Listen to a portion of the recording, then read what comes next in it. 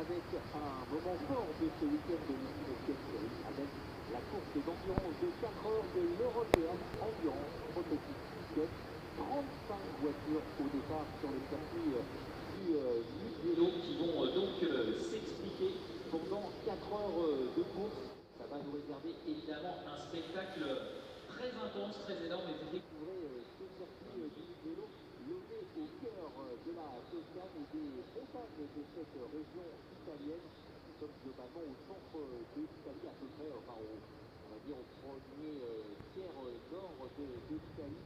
Et ce circuit est vraiment magnifique, vous le voyez avec ces images de drone qui nous permettent un petit peu de juger de ce développé du circuit. Ce premier virage de Campeonato qui devrait nous réserver des surprises et des passes d'armes durant cette course de 4 heures. On va découvrir tout ça dans quelques instants parce que pour bien suivre cette course, pour vous plonger au cœur de l'action de cette européenne Endurance Prototype, eh bien nous allons avoir deux reporters dans quelques instants sur la grille de départ pour prendre les impressions des pilotes avant le départ et ensuite, eh bien, au cours de l'épreuve, j'aurai à mes côtés Bertrand Pousseau qui va m'accompagner pour les commentaires. Nous nous retrouverons lui dans la voie des centres qui ira au cœur de l'action pour eh bien, nous renseigner, trouver les informations, bénéficier des petites astuces, des décortiquer les tactiques, les plus en face de chaque équipe pour voir un petit peu comment tout cela va se passer et nous permettre évidemment de découvrir cette européenne endurance prototype de la meilleure des façons. Voilà, la voie des centres est ouverte, il y a ici des voitures de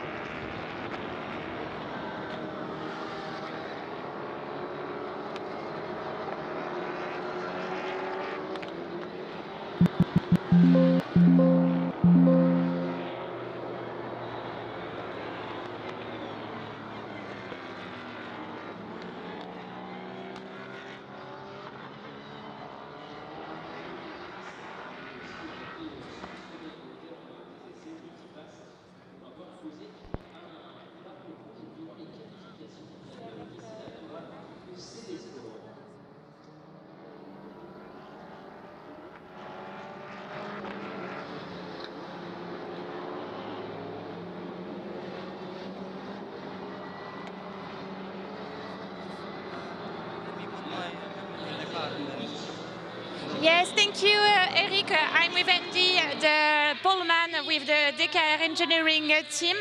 So, Andy, how are you preparing this start? You're on pole position today.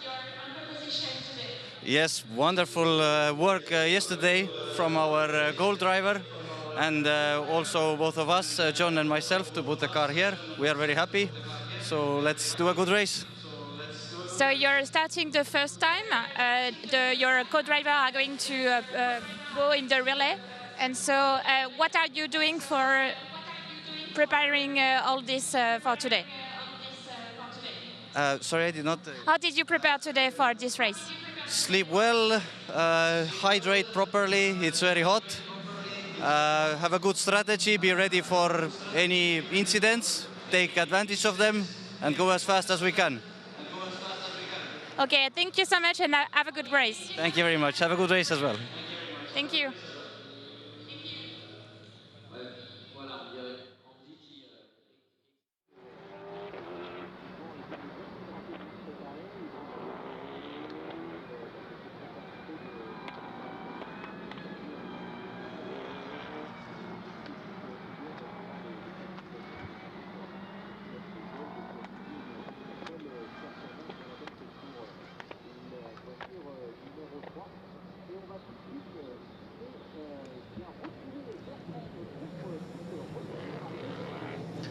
Bonjour Eric, bonjour Julie, bonjour à toutes et à tous. On se retrouve en fin de grille, notamment au niveau de la dernière position avec le team CD Sport et le pilote mexicain Maximiliano Mora. On va lui poser la question en anglais pour savoir comment ils se sont avant ce départ. Max, you had a tricky qualification because of the Q2 was very short. You were last on the grid, so it's not the best place to go, but how are you feeling? I mean, it's not the best place. We have a problem on qualification, but I think we will do pretty well on the start. We're focused on trying to gain the most positions so my teammates can finish the work. Thank you, Max. Good race. Thank you.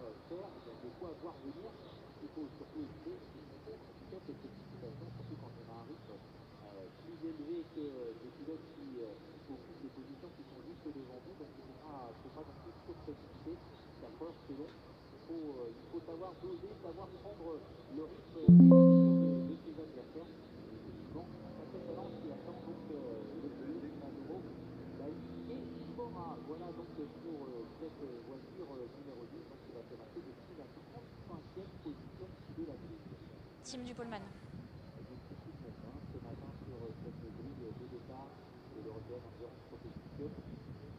Le point d'orgue de ce week-end de simulation série au MUGELLO, avec beaucoup de monde, des invités, et on voit que c'est déjà pas mal chaud sur cette grille. On est en plein soleil. Alors pour les équipes techniques, il va y avoir un peu de rythme par rapport à tout à l'heure, parce que comme vous pouvez le voir sur peut-être aperçu sur le plan large, eh bien, le soleil n'a pas encore tourné. Donc, ce qui veut dire que la piste ce matin va rester à l'ombre et ce qui va permettre justement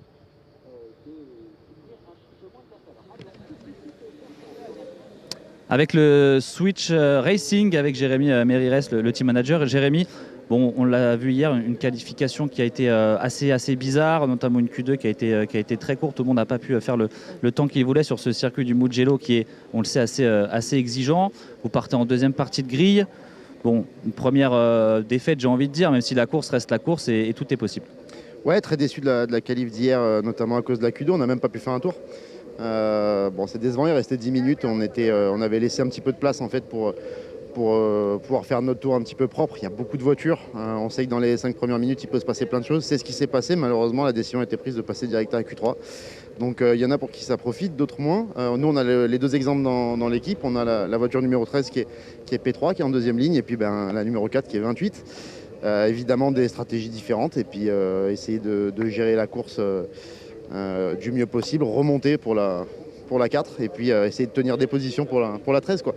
C'est deux challenges différents. Merci beaucoup, la course et le départ approchent. On vous laisse, bonne course, merci. Merci.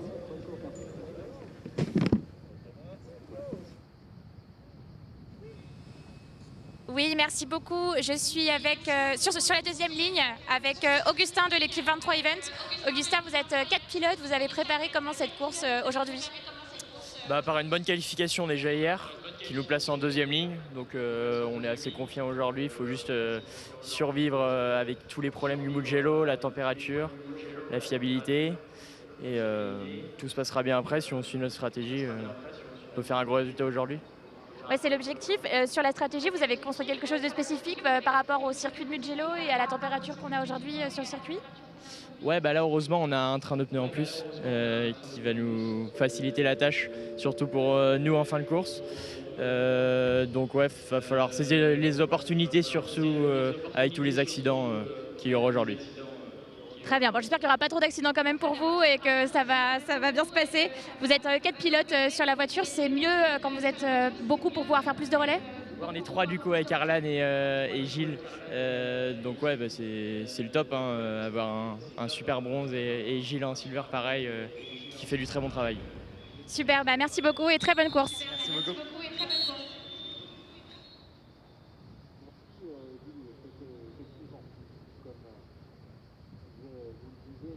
La chaleur va être un point clé par rapport évidemment à la condition physique des pilotes et bien évidemment au niveau des facteurs climatiques qui va être les points d'orgue et les points clés de cette course. Il va falloir gérer parfaitement ces facteurs, la dégradation. On l'a vu hier, notamment dans la course d'endurance du Renault.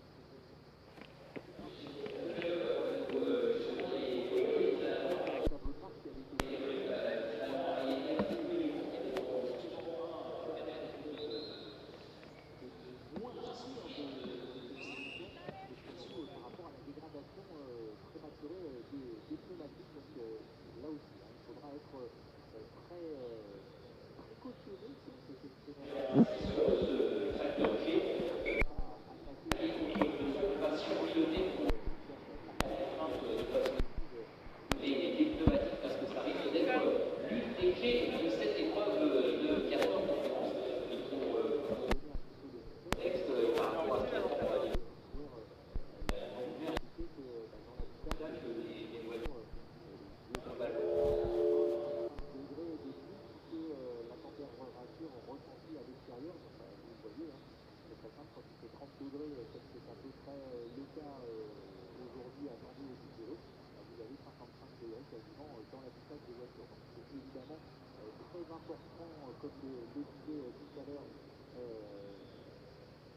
de la voiture numéro 3, il faut évidemment être très bien hydraté et surtout pouvoir se réhydrater pendant l'épreuve. C'est pour ça que les pilotes utilisent des purifiants de leur casque pour aller chercher le précieux dans leur boucle qui s'installe à chaque relais lorsqu'ils s'installent au volant de leur voiture. Voilà, c'est à quelques secondes du tour de formation. Vous voyez, cette grille a été évacuée.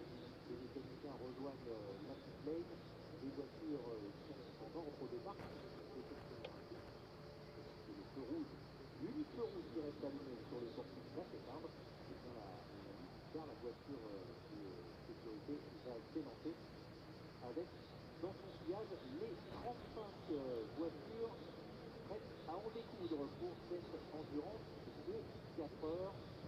Voilà, feu vert, c'est parti pour ce tour de formation.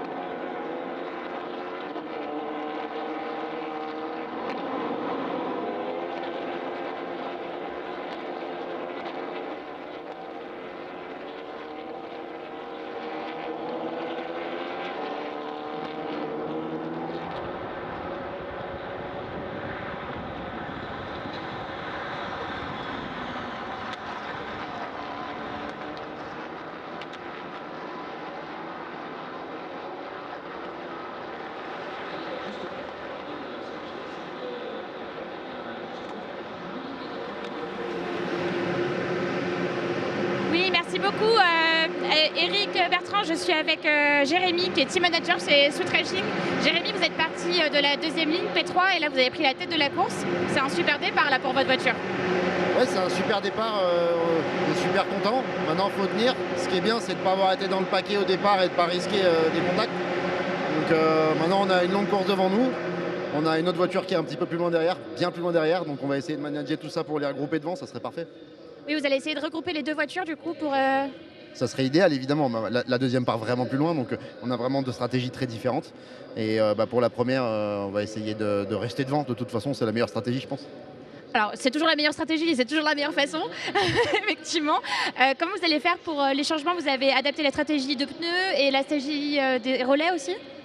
Oui, alors on va un petit peu aussi faire en fonction des conditions parce qu'on a la chaleur qui va s'installer de plus en plus, la piste qui va chauffer. Donc on va aussi s'adapter à ce qui se passe derrière nous. Il va y avoir des faits de course peut-être, donc on va improviser. Super, merci beaucoup. Très beau départ de Sweet Racing et puis je vous retrouve après dans le sud de la course. Merci. Merci Jérémy.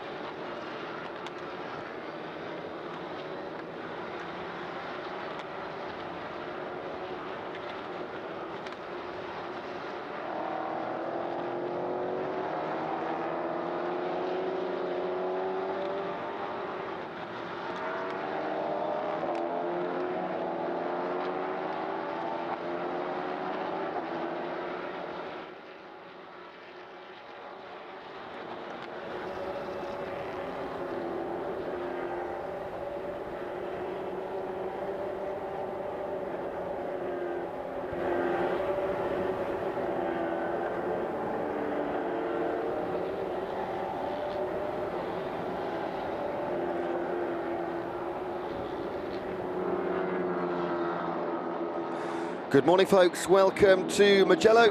This is round 3 of the Ultimate Cup Series and the European Endurance Prototype Cup. Some technical difficulties getting to you, but here we are, and some big changes already at the top of the leaderboard. The pole sitter, the 88 car of the Kojimo Racing Team, Chartier, Jenny and Pinot, from first all the way down to where are they sitting now? In 19th position. It's not been the greatest of starts for Nicolas Chartier.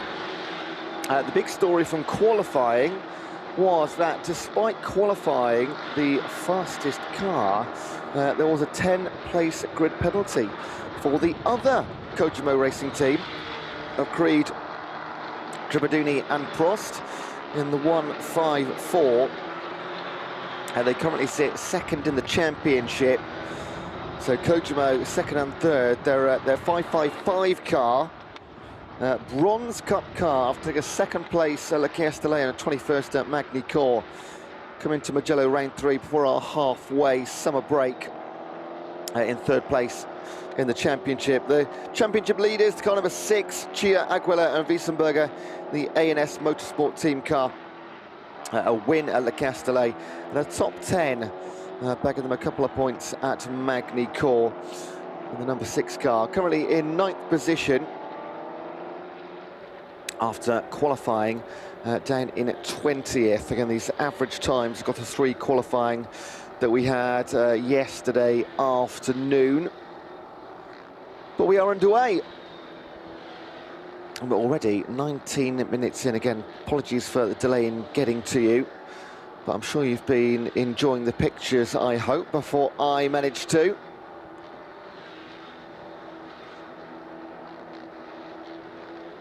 The car 70, so the Zosch Nauf team, currently 8th in the championship, qualifying in 6th, up to 2nd place. Gregory Sauvé at the wheel. He'll be joined by Josh Nauf and Petit later. They were, in fact, non-classified, non-finisher at Le Castellet,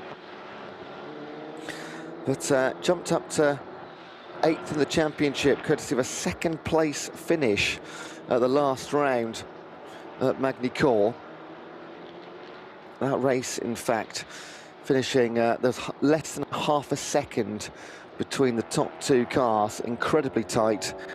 And we thought that that might be the closest race we see this season.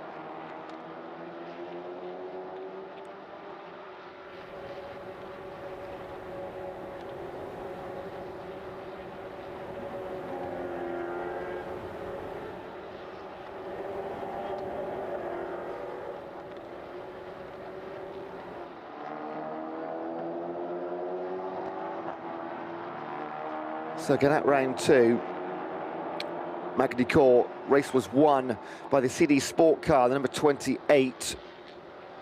Puts them 4th in the championship. They won it by less than half a second over the Zosch Nauf outfit. We thought that might be the closest race we see in endurance.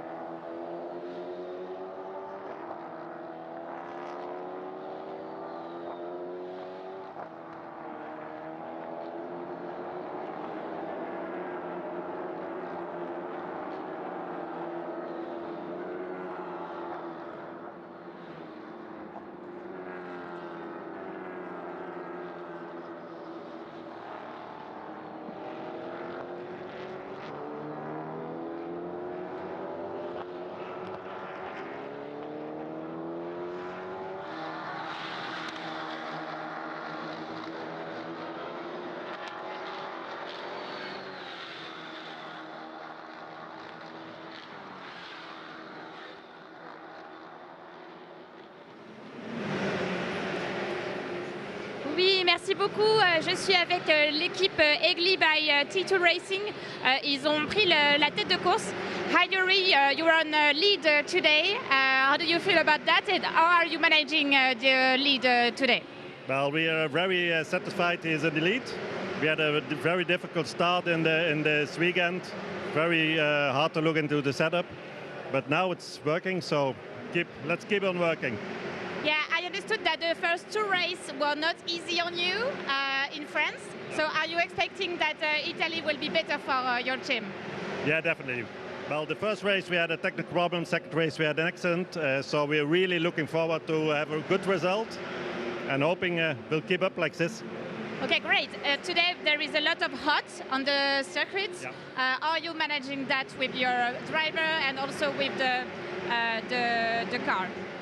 Yeah, we're looking into the tires really often, so keeping them and telling our driver now not to push real hard, okay. Manage his tires and get through it, and then we hope we can bring it on with second sets. Okay, thank you. Have a good race, and I hope that you can stay on the lead. Thank you. Bye.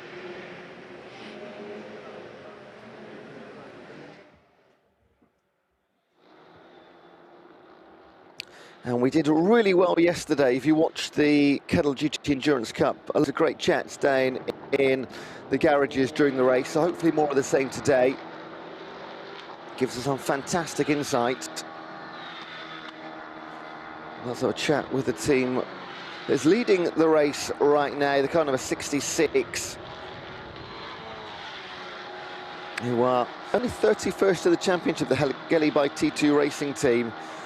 Courtesy of a non-classified finish in race number 1. Pretty much rolling around to the back in race number 2.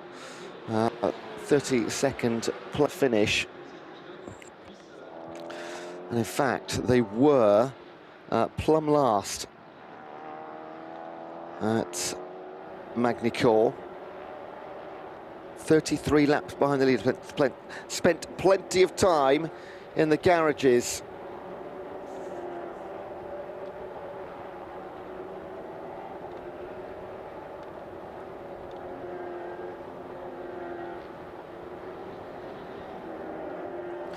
Now, there have been a couple of driver lineup changes. Most notably for the car number 1, who started in 9th position. It's a 23 events racing team car. It's James Winslow, and it would generally have been Alim Geshev, but Alim fell ill just before the flight to Mugello, sadly. So this weekend, Jamie is joined by Kumar and Harry Hannam.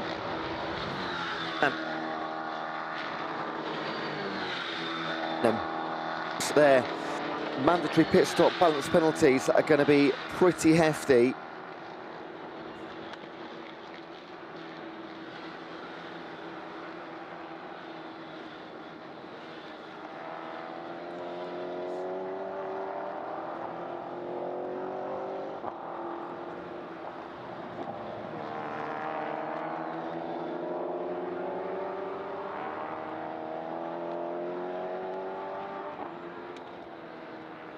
Makes it stick around the outside. That's the battle for third place, by the way. Amaury Bonduel in the 128, Stefan Trubadini in the 154. And it's the latter that gets through. Second in the championship, the 154 Kojimo Racing team, courtesy of a third and a fourth place finish in rounds 1 and 2. That is fantastic consistency. No team yet in the championship, through only 2 races, has had 2 podiums.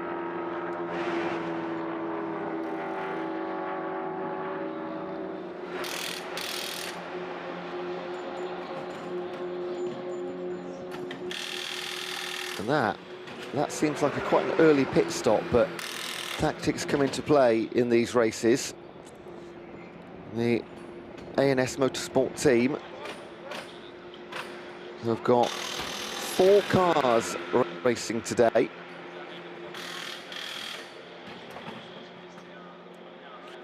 The number 4 mandatory pit stops this weekend in the Endurance Prototype Cup. So 4 mandatory pit stops. They will come in more than that because they also need to refuel, and we're anticipating maybe 3 or 4 pit stops as well.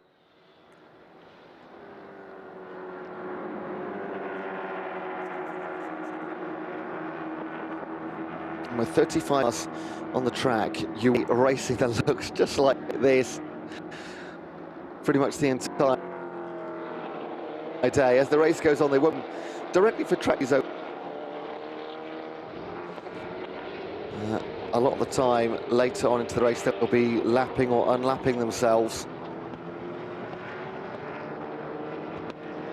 This train of cars going around turn 12.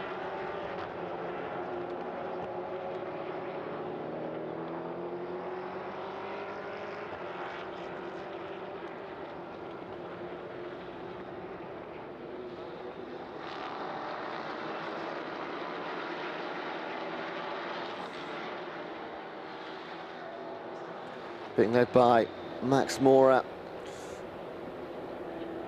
and Nicolas Mellin.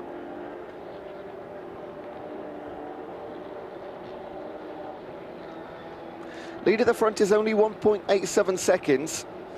Marc Bessang in the 66 Hallyday T2 racing car, and in the 70 the Zosch Knauf team, led by Gregory Sauvé.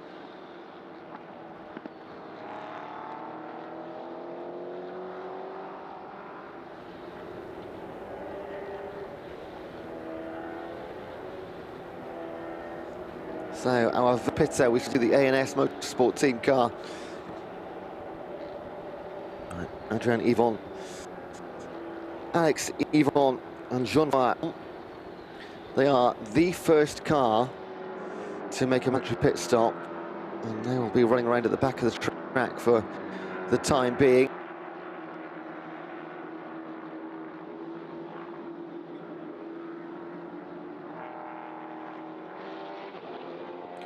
That's a battle for the early 30th places, 30 and beyond.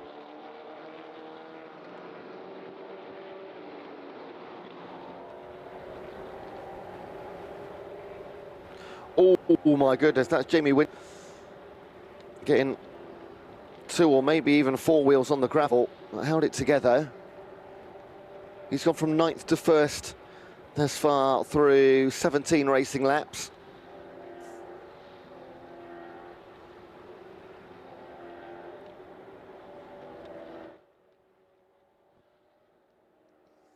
Two, or was it? Was 2, yeah, just 2 wheels on the gravel. 4 would be a lot of trouble. We saw in all of yesterday's racing, plenty of dirt around that corner.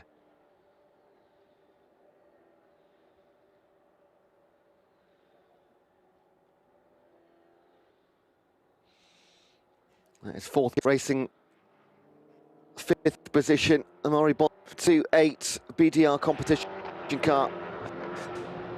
Jamie Winslow in the number 123 Events Racing team car.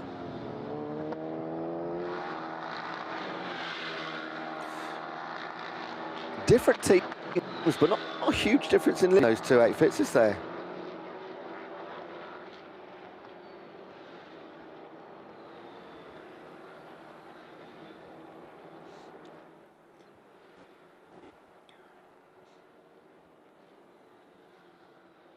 And this will be a me.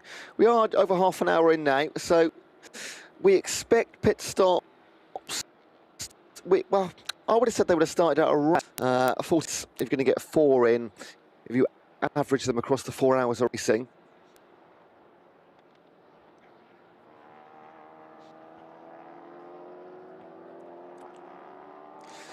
And Jamie Winslow's got through into 4th place, so we missed the move while we were in the pits.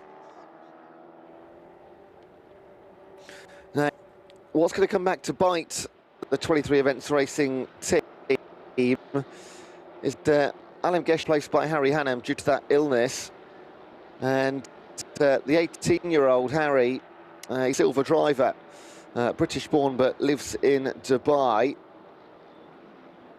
James says he's one to watch. Now, sadly for them, it means their driver balance penalty is huge. The maximum, in fact, 59 seconds driver balance penalty at every mandatory pit stop. And there's 4 of those, so they are burning up effectively 2 laps of this racetrack and a bit. 1 minute 45 lapping. So over 2 laps of the track over the 4 hours and those 4 pit stops, they're going to lose through mandatory driver balance penalties. It's absolutely huge. So although Jamie's done fantastically well, get from 9th to 1st, they're going to lose most of that. I think Jamie's going out for the first hour or so.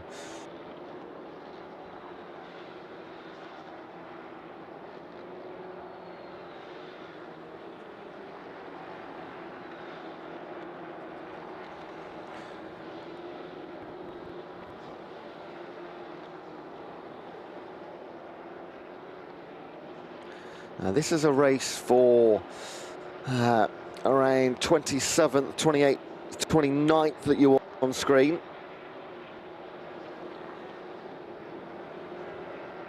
And as I mentioned, they will be racing from front to... I've got to say it, the consistency of these cars is quite remarkable. Both races so far are 35 cars on track. And in both races, we've only had...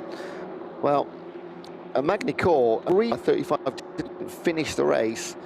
There's a few more, half a dozen at Le Castellet.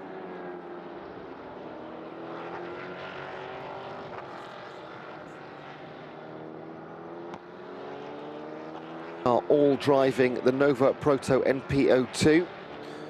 They we've got standard Ford V8 engines and 400 horsepower. For just 765 kilograms in.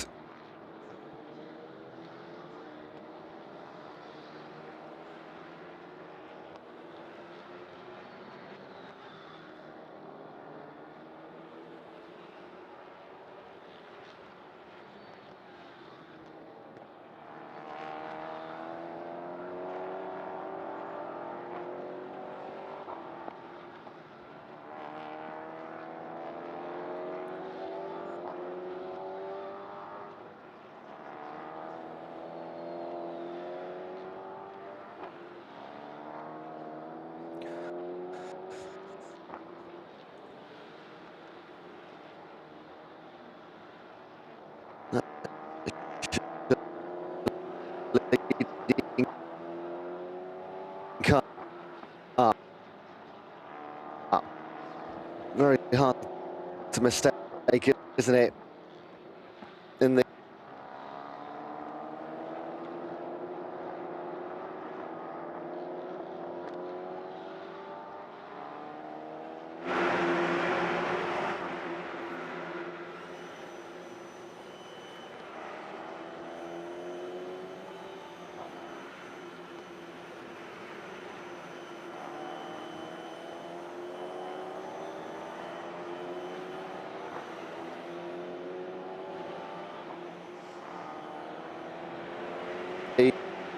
the red and yellow livery.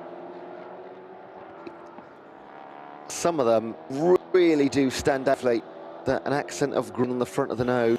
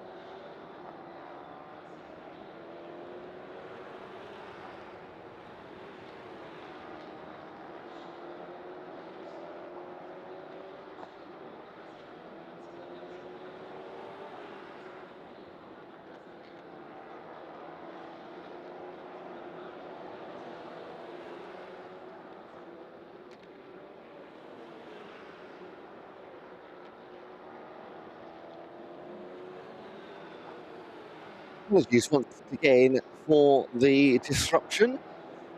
Yeah, pausing on the comments coming through. We're back underway now. This is Mike Besting, your leader of the race. It's only quarter of a second last time across the start-finish line. Again, not having a great championship, but certainly having a start their weekend at MUGELLO. Mustang, 46 years of age.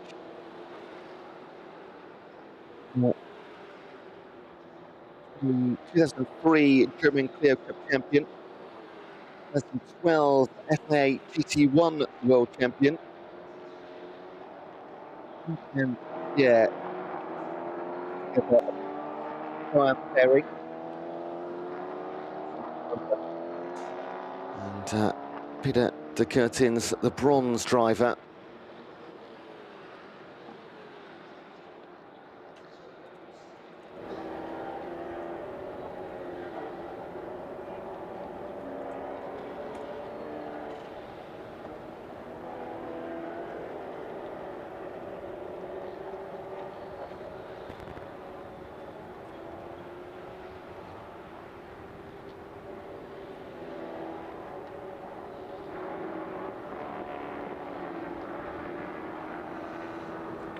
So the leaders are going through a few back markers already.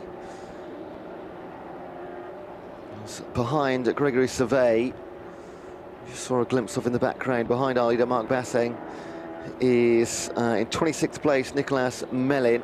Before we then get Stefan Trubadini in the 154 Kojimo Racing Team car, second in the championship.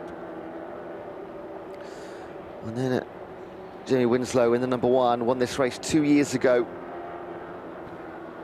in the Endurance Prototype Cup.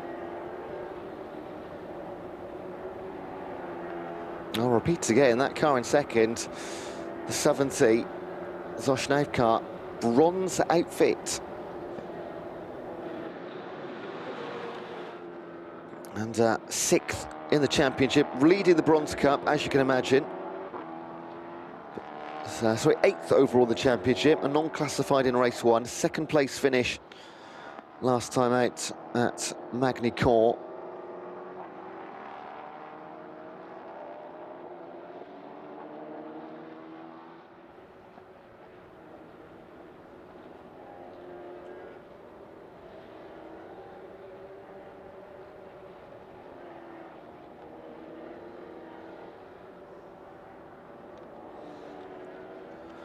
Just edging towards the first hour mark, and I'm going to say surprisingly, only half a dozen cars so far have made a mandatory pit stop. There are 4 required. Je suis avec Seb qui est représentant chez Goodyear et on va parler un peu des pneus qui sont fournis sur le circuit. Hi Seb, so you're from Goodyear and you are providing the tires for Ultimate series. What are you managing today with your tires, and how are you providing the endurance tires for Ultimate? Yeah, so we are really happy to be partner of this championship. We are supplying the tires for the GT Sprint, GT Endurance, and also for the prototypes. Yesterday we already had the sprint races and also the endurance race, which started at 50 degrees track. Now we are here right now into the prototype race. We just did 50 minutes of the race. This morning we started with only 33-degree track temperature, but during the race it will increase quite a lot, so I think we will expect 45 to 50 degrees track temp again, so it's a good challenge for us, for the teams, for the drivers. Here for the prototype category, they have 3 sets of tires available for 3 drivers.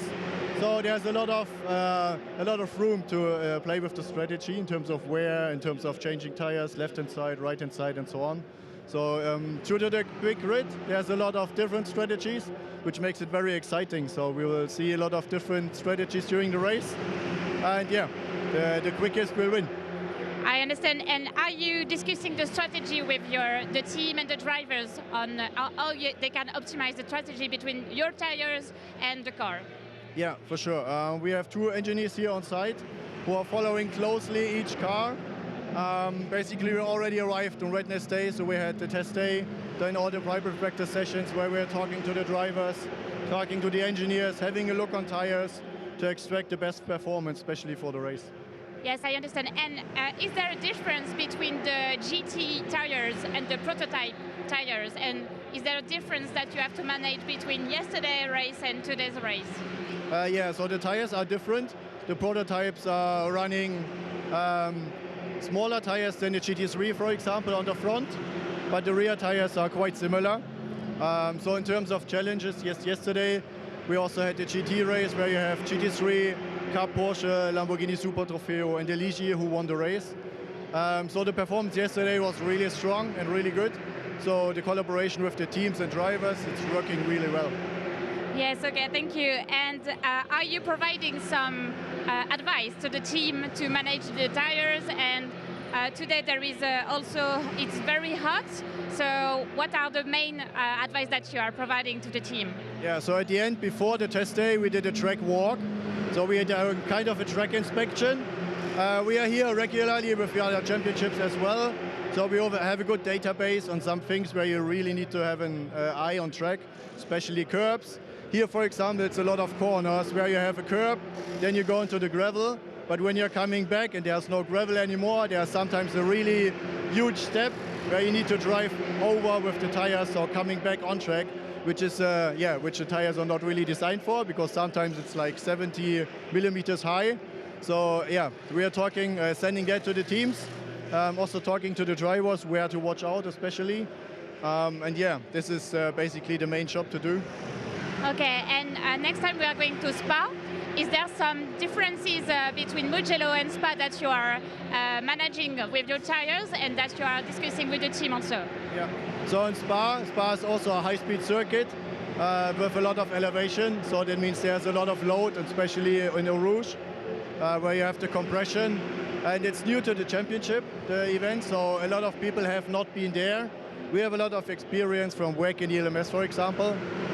So yeah, for sure, we will do the same there. We will have a track walk. We share that with the teams and our insights. And then, yeah, this will be useful information for them. Thank you. And as for Goodyear, how many people are you on this meeting with Ultimate Cup Series? So here on site, it's only 2 people. So it's the 2 engineers. I'm managing also the championship. I also have a bit of technical background from my recent years. So I'm supporting my colleague in the pit lane for the engineering stuff. And that's basically it. So we are managing 65 cars. And yeah, to be honest, it's working well. But I see that there was a stand with the tires that they are going to prepare and repair the tires after the race. So you are going to manage them also? Yeah, so we have a fitting service. And there are, I think, 9 or 10 engineers who are fitting, not engineers, fitters, sorry. So it's 9 fitters who are fitting the tires before the event. And yeah, that's our support. And we are also speaking close to each other to avoid any issues. Okay, many thanks, and thank you for being here with Ultimate Cup Series, and have a good race. Yeah. Thank you, and see you in Spa. See you in Spa, thank you.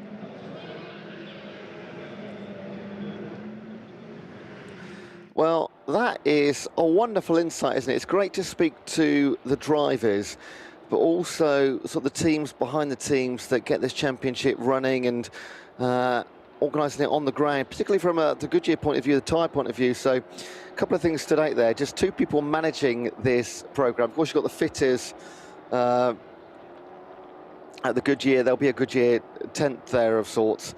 And 2 people managing it on the ground against 65 teams, which seems pretty remarkable. And you heard that also at the start of that conversation, 3 sets of tyres per team, so effectively 1 per driver. Of course, you don't have to use it that way. But every driver would like a fresh pair of boots on, wouldn't they, when they go out for their stint. Still, very few. See the blue flags being waved out. We are going to have that for the remainder of the next 3 hours now. Blue flags coming out to let people through. Where was my train of thought going there? Talked about 3 sets of tyres, 3 boots. The pit stops. I am still blown away by how few pit stops we've had. Coming up towards 1 hour of this race. This does take us to the halfway point in the season.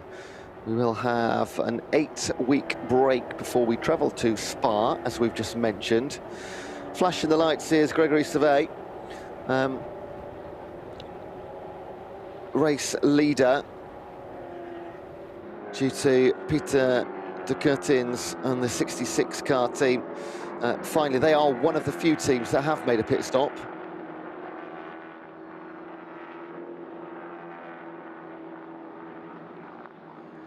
So the Hallyday by T2 racing team, who led for the first, 50 minutes, have made a pit stop. So it is our bronze car, the number 70 of the Zosch team, that will lead the way for the time being, and they do so by around about 5 seconds at the last checkup. 3.8 now.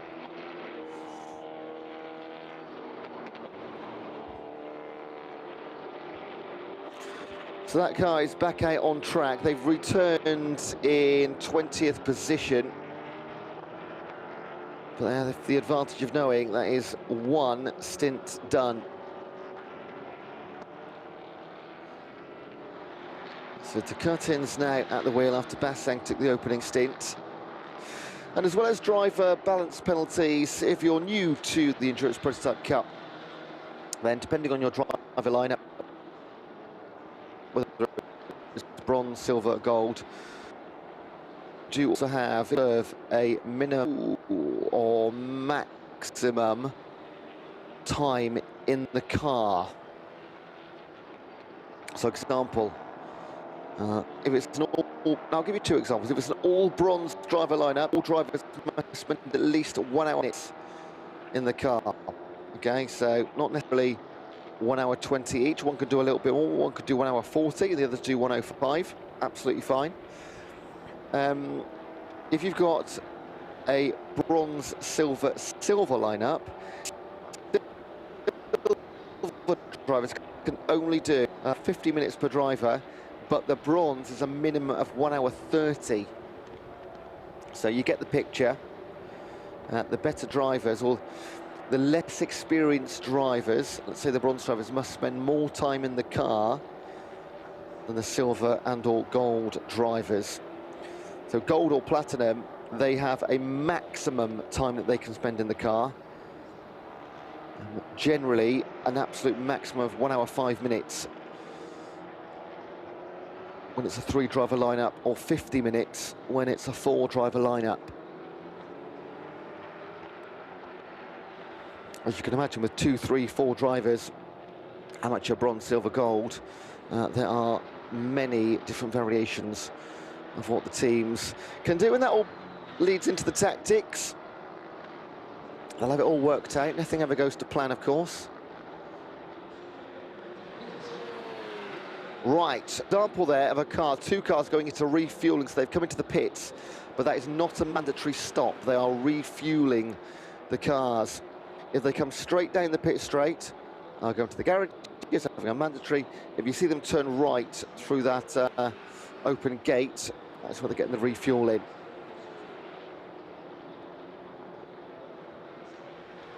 And that does not count towards their 4 mandatory stops.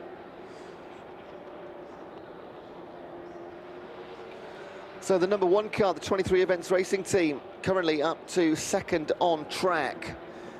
They have got some more meat penalties to serve. They are 20 seconds ahead of the 3rd place car, the 128 BDR competition team.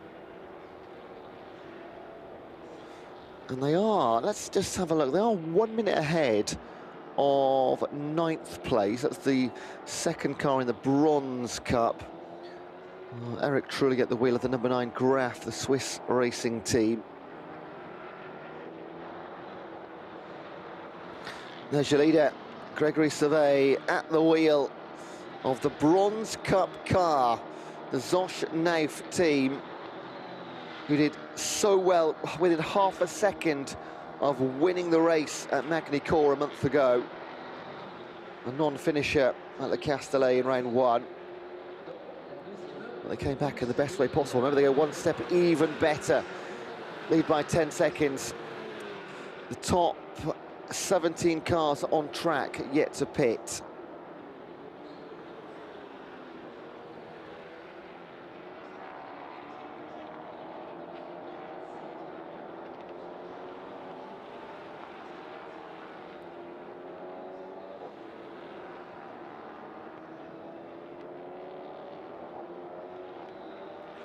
So Gregory Survey has some traffic to get through.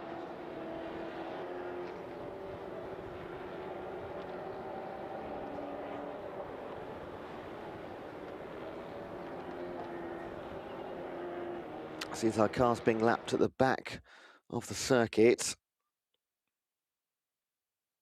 Of course, these cars so finely matched, and after our technical difficulties, this is the first time I've seen the opening laps, actually. Now, of course, Nicolas Chartier in the 88 car lost a couple of seconds on the opening sector. Did manage to see some stats on that, so went pretty much backwards, sadly, after getting pole position. They actually qualified second in qualifying. However, 10-place grid penalty for the 154 team, who have got themselves into 20th at the minute, so not all going their way, in fact.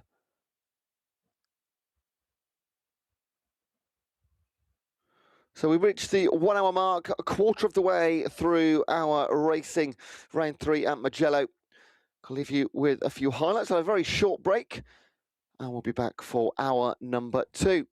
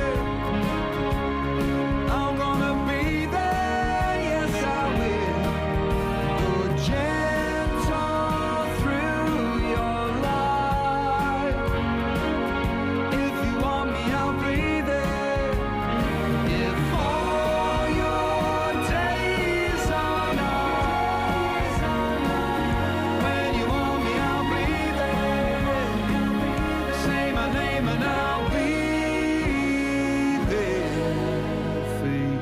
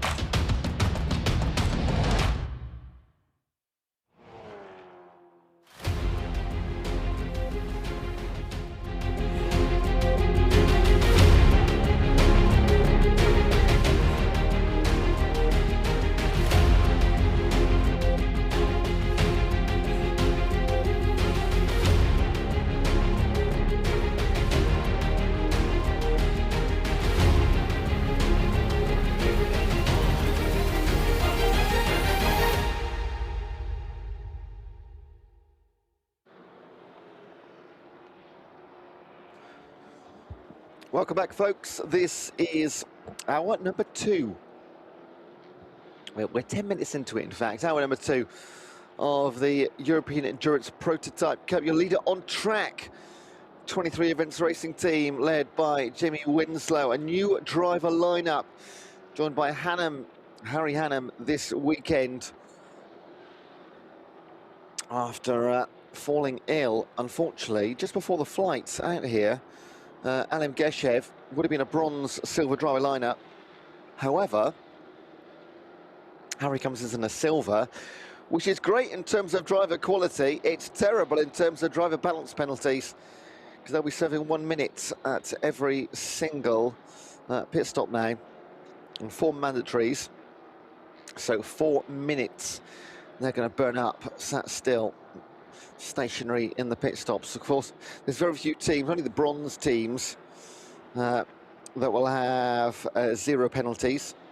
So any bronze cup team will have no penalties to serve at all. Only those bronze, silver, or bronze, bronze, silver and above will have to suffer that fate.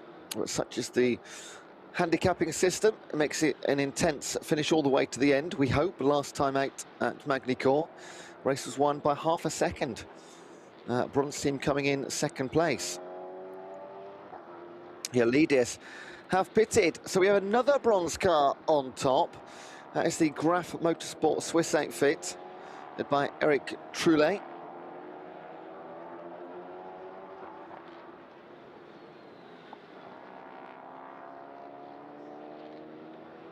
That is your leader. Troulet at the wheel. 39 laps completed here at the round 3 Mugello. If you're just joining us, this will take us to the halfway in the season. Round 3 of 6 will be completed in under 3 hours' time. Then we have a 9-week break until we go to Spa. Before trips in September, October, November to Spa, Navarro and Portimao. Last 3 stops on the calendar. A new calendar for this season. First time going to Spa. Can't wait to bring you that one. There's a long old break for summer before that. We are now 1 hour 13 minutes in to our first stint. Well, first stint for any cars that not had a mandatory yet. 3/4? 2/3 of the cars have served 1 mandatory pit stop. None of the top 3 on track have, unsurprisingly. So the number 1 car is coming back out. Should have Harry Hannam at the wheel.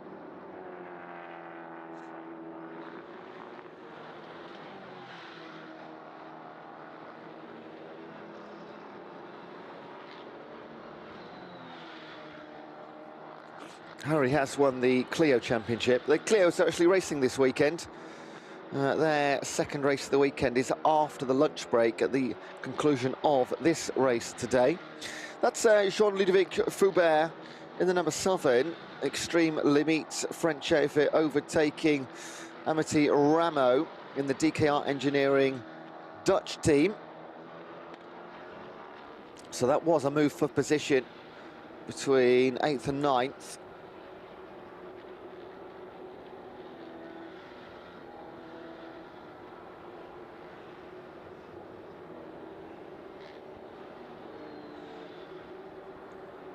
So once everything falls back into place, all the top cars now into the pits. Okay.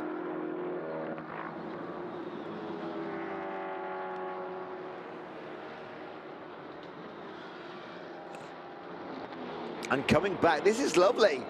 This is a great little race between these two cars. So Antti Rameau regaining 3rd place over Jean-Ludovic Foubert. Lovely view of our refueling station. There are 8 available pumps, which, you know, they're the experts. They know how many you generally need. There's 35 cars on track this weekend, so 8 stops should generally be enough at any one time, you hope. You don't want to be queuing for fuel, do you? Absolutely not. And a whole refuel gives a car around about, we understand, an hour and 10 minutes of racing. Hence you're seeing a few more coming in now. Depending on how you're driving, of course.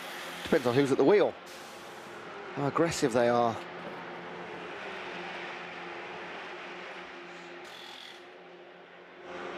So with the 4 mandatories, probably looking at refueling 3 or 4 times, and that is a very disappointing, looks like maybe, well, a temporary retirement at least.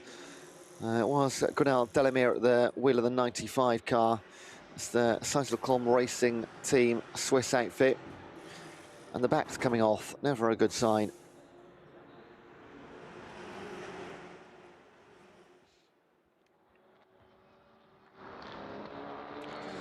So still our provisional leader, Eric Trullet, in the number 9 car.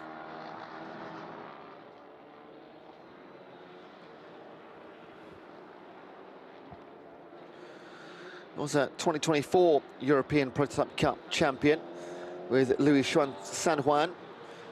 Had 1 win at Paul Ricard and 4 podiums in that 2024 championship winning season.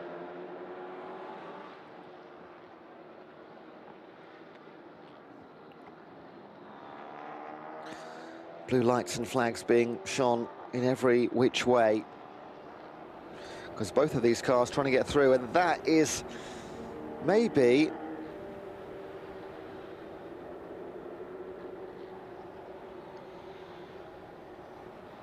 it's the Labo racing car, the 24.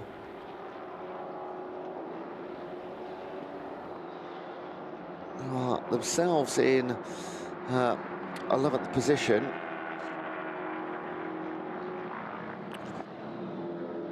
And 154, the Kojimo Racing Team, is your actual race leader for the time being. One of the only cars in the top 5 not to have pitted yet. So that car's your leader right there, the Kojimo Racing Team.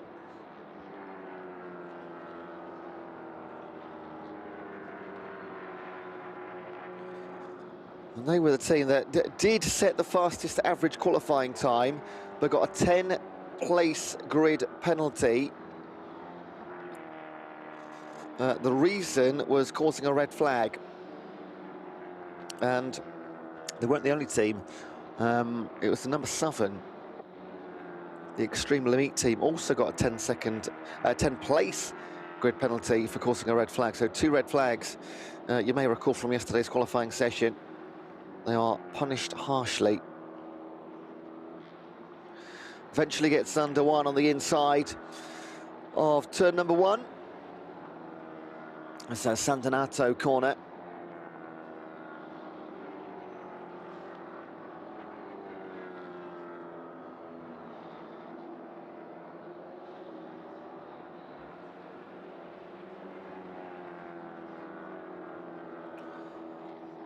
Stefan Trubadini, bronze driver, at the wheel of the Kojimo Racing Team car.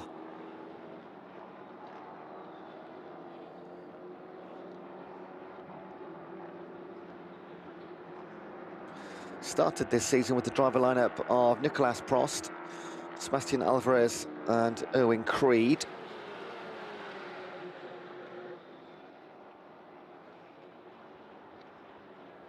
And this weekend it's Trubadini, Prost and Creed. So no Sebastian Alvarez in that three-man lineup this weekend.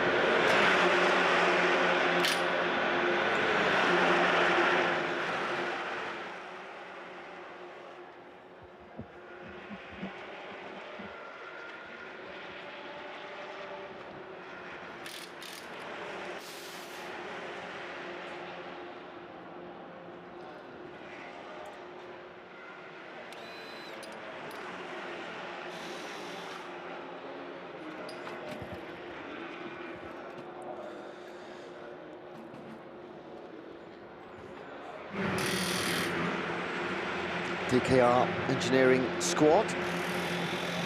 Driver changeover. And I think we're probably going to see in that car, is it Laurent Hoare in next? Antti Ramo did the first stint. Might also be John Brownson, the American.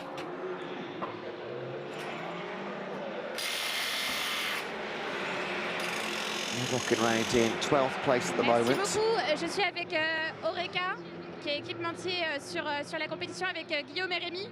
Bonjour à tous les deux. Donc vous équipez les équipes ici sur le circuit, sur toute la compétition du championnat?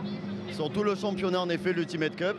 On va accompagner tous les teams, les pilotes, les mécanos, dans tous leurs besoins en tout cas, dans leur plaisir aussi parce que c'est une passion, donc on vit ça avec eux et c'est un vrai régal. Un vrai régal. Exactement, qu'est-ce que vous fournissez comme équipement du coup pour les pilotes?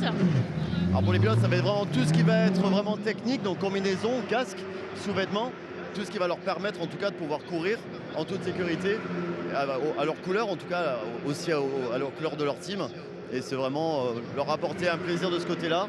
Et après côté technique, donc tout ce qu'ils vont avoir besoin en pièces pour les voitures et pour les mécanos pour leur assistance. Hein. Très bien. Et pourquoi vous avez choisi de travailler avec Ultimate Cup Series du coup?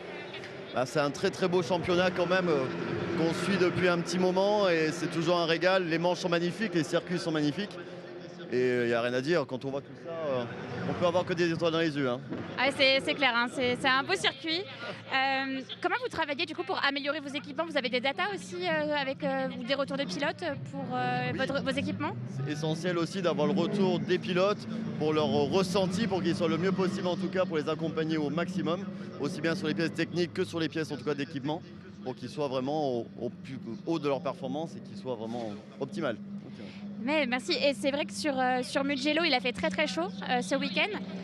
Comment vous gérez du coup avec l'équipement? Je sais qu'en Formule 1, il y a eu récemment des gilets refroidissants. Est-ce que c'est quelque chose que vous avez aussi? C'est quelque chose en tout cas qu'on propose et qu'il faut proposer en tout cas. Donc bon, au niveau des stocks qu'on peut avoir aussi, parce que c'est compliqué des fois de pouvoir en trouver parce que tout le monde se les arrache. Mais après oui, on essaye de pouvoir leur apporter ce confort-là avec ces températures qu'on peut avoir. Oui, exactement. Et pour les moteurs aussi avec des additifs qui leur permettent aussi de pouvoir respirer. C'est important. Okay, très bien. En tout cas, merci beaucoup pour ça. On vous retrouve du coup sur tous les circuits Ultimate Series. Exactement, sur tous les circuits à la prochaine manche. Donc, à Spa alors. À Spa. Merci beaucoup Rémi. Merci Guillaume. Merci Julie. Merci. Merci beaucoup.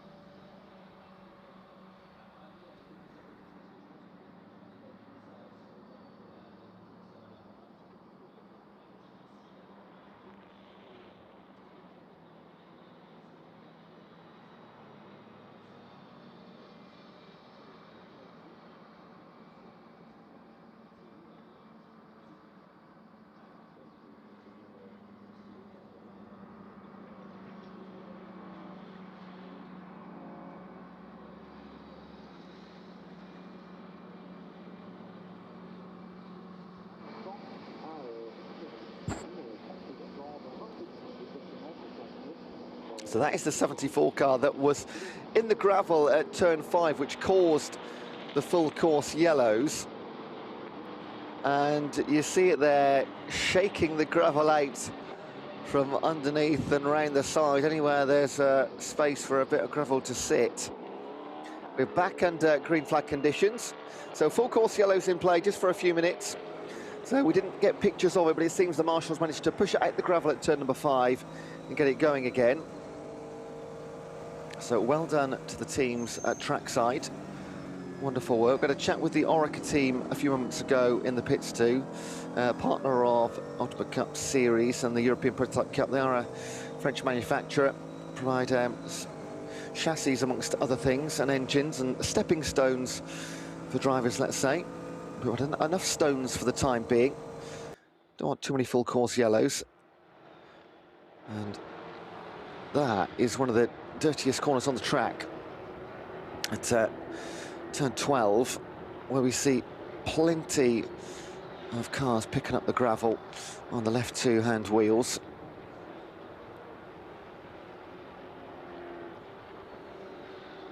So we're under racing conditions again, which is great news.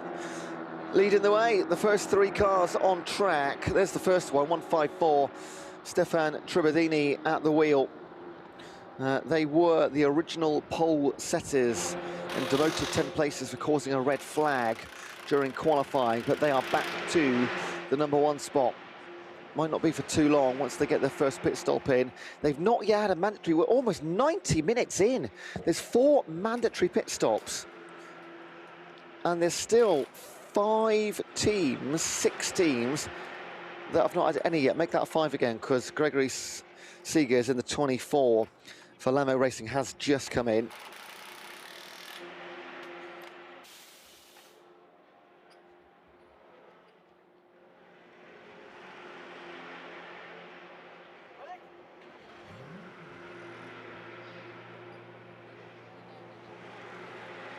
The lead at the front is over 1 minute, which is pretty hefty. They're looking to take the lead of the championship away. The Kochimo Racing team back into top spot at the halfway mark. They had a 3rd and a 4th place finish. Great consistency across Le Castellet and Magny-Cours. Only team above them, the Graf Racing team, who won at Le Castellet and picked up just inside the top 10 in 9th place at Magny-Cours. It's kind of a 500, the FTW Racing team this weekend with Hugo Lacasse and David Moncler. It's one of our bronze teams, so they'll serve no handicap penalty at all, other than the standard pit stop, and just about get us going again. They're currently in 16th position. That will change a little bit as cars come around to overtake them on the pit exit.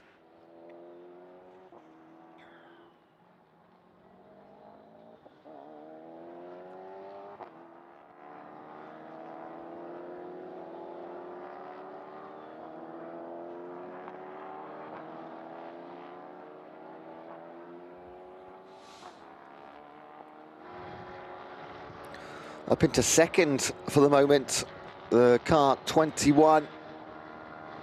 The DB Autosport by MB Performance. They've got 3 cars here this weekend, 2021, 22.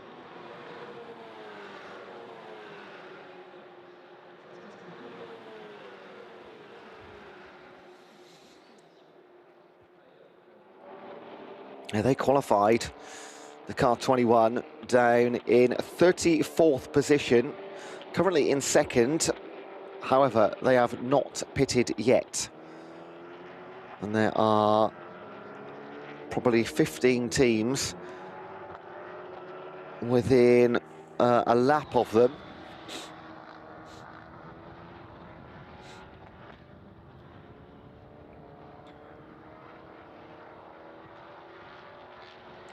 Now, we've not seen the return of the car 95 yet. Conal Delamere driving it at the time when they came in and pushed backwards into the garage. The Seizelcom Racing Team car. Lovely head-to-head down the start-finish straight.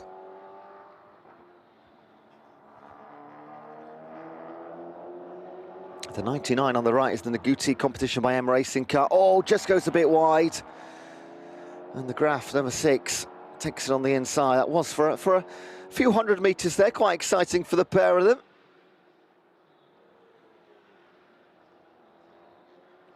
Not mentioned the 99 Noguchi car much. They are on track in 14th position at the moment.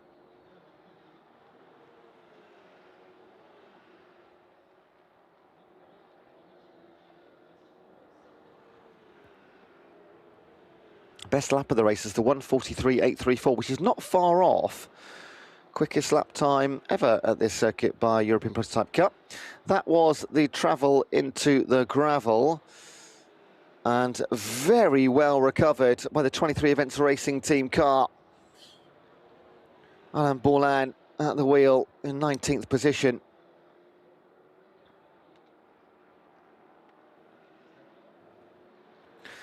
That is your championship leader, the car number 6, being undertaken by the Noguchi number 99. What a great move. Oh, leading the championship. But the Noguchi car, fantastic driving. And that is racing for 13th and 14th position on track. They both had one mandatory stop so far, so this Je suis is avec racing. l'équipe Lamborghini Racing avec Greg dans la voiture numéro 24. Vous venez de sortir de votre premier relais avec la voiture? Oui, donc on vient de rentrer à l'instant pour faire le changement de pilote. Un petit full course yellow qui est passé un petit peu trop tard à notre goût, mais bon, on a réussi quand même à manager le premier relais. Plutôt pas mal, assez compliqué je dirais, parce que déjà on partait fond de grille, donc il y avait un peu de trafic, donc c'est pas simple. Après, on est parti sur une stratégie qui était un peu différente de certains, dans le sens où on a pris qu'un seul train de pneus sur la qualif. Et du coup là je suis parti, j'ai pris la décision de partir avec le train de pneus usé qui avait déjà un cycle de chauffe, ce qui était vraiment pas simple, et on l'a vu sur les chronos et surtout sur les personnes qui arrivaient derrière et puis les gens qui étaient devant. Il y avait beaucoup de rythme sur le premier relais. Moi ça s'est dégradé au fur et à mesure, et puis je peux vous dire que c'était plus pour essayer de survivre qu'autre chose. Oui, du coup maintenant là, sur le second relais, vous avez passé des pneus nouveaux, vous allez du coup pouvoir aller un peu plus vite et remonter a priori dans le classement? C'est ça. Eh bien, l'idée, c'est surtout de garder des pneus frais pour mes coéquipiers, donc Alexandre Leroy et puis Benoît Farine. La stratégie était surtout de leur apporter de la confiance, du confort, et puis qu'ils puissent surtout prendre du plaisir, parce que c'est aussi la base de notre sport, c'est prendre du plaisir dans la bagnole. Exactement. Comment ça s'est passé les 2 premières courses en France pour vous? Alors, c'était, on va dire, sur une auto qui n'était pas la nôtre sur la première course, mais ça s'est plutôt bien passé. On était bien encadré par la structure justement de Laurent Lamolinerie, Lamo Racing Car. On a bien évolué, on est parti quand même de fond de grille, on a réussi à remonter petit à petit, et aujourd'hui on va dire qu'on a trouvé une base saine de travail pour pouvoir continuer à évoluer tout au long de la saison. Et la prochaine fois, on se retrouve à Spa. Est-ce que vous êtes excité de pouvoir rajouter cette date dans la compétition de Ultimate Cup Series? Bien évidemment, Spa, c'est quand même un circuit mythique, mais on va dire qu'aujourd'hui, on est surtout focus sur ce qu'on a besoin de faire au Mugello, et puis on travaillera pour Spa-Francorchamps à la fin du week-end. Très bien, bah écoutez, merci beaucoup. Je vous souhaite une bonne course, et puis j'espère que les pneus frais vont le rester jusqu'à la fin pour remonter au maximum dans le classement. Merci beaucoup, bonne journée. Merci. Merci beaucoup. Leader on the track has made their way into the pits, the 21 car of DB Autosport by MB Performance. And we're not far off having every car made one pit stop, which will give us some idea of how the dust settles. Still got the 22, the other DB Autosport MB Performance car, and also the 77, which is a Zosch J4R Project 24 car.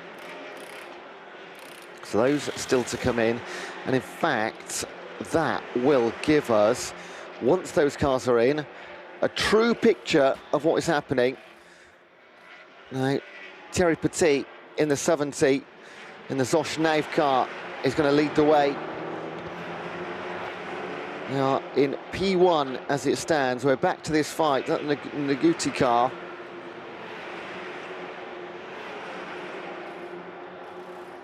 Still tussling with our championship leaders at the number 6. They're having a great time. Adrian Schiller at the wheel of the Graf Racing car and Alban Naguti at the handle of his own team car, the Naguti Competition by M Racing. So this was your leader, the 21, for a moment. They're going to drop a long way down the order. Already down to 16th position. It was to be expected. They were one of the last 3 cars to pit for the first time, and they've taken 1 hour 35 minutes to do so. That is quite a stretch.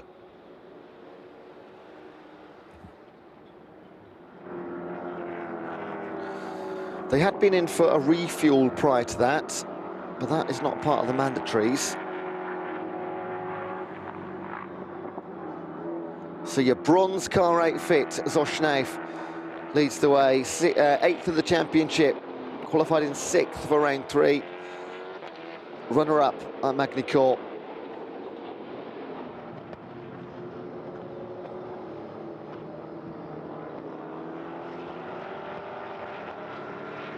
There's another of the DB Autosport team cars, number 20.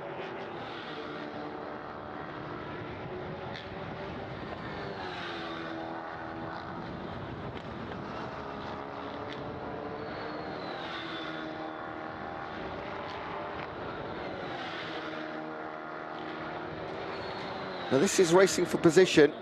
Harry Hannum in the number 1 car at the back of that trio. In front of him, Laurent Withchurch in the 386. Oh, Harry Hannum up the inside, does the double. What a move into turn 1, the right-hander. The 18-year-old former karting champion, Clio champion. Ideally this season will become a Endurance Prototype Cup champion. Plenty of work to do though. 5th in the championship, not gone all their way this season. They've been looking at getting better results than that, but they've settled for 4th and 7th. Big penalties to serve in this race at Mugello though. Silver line for the first time this season.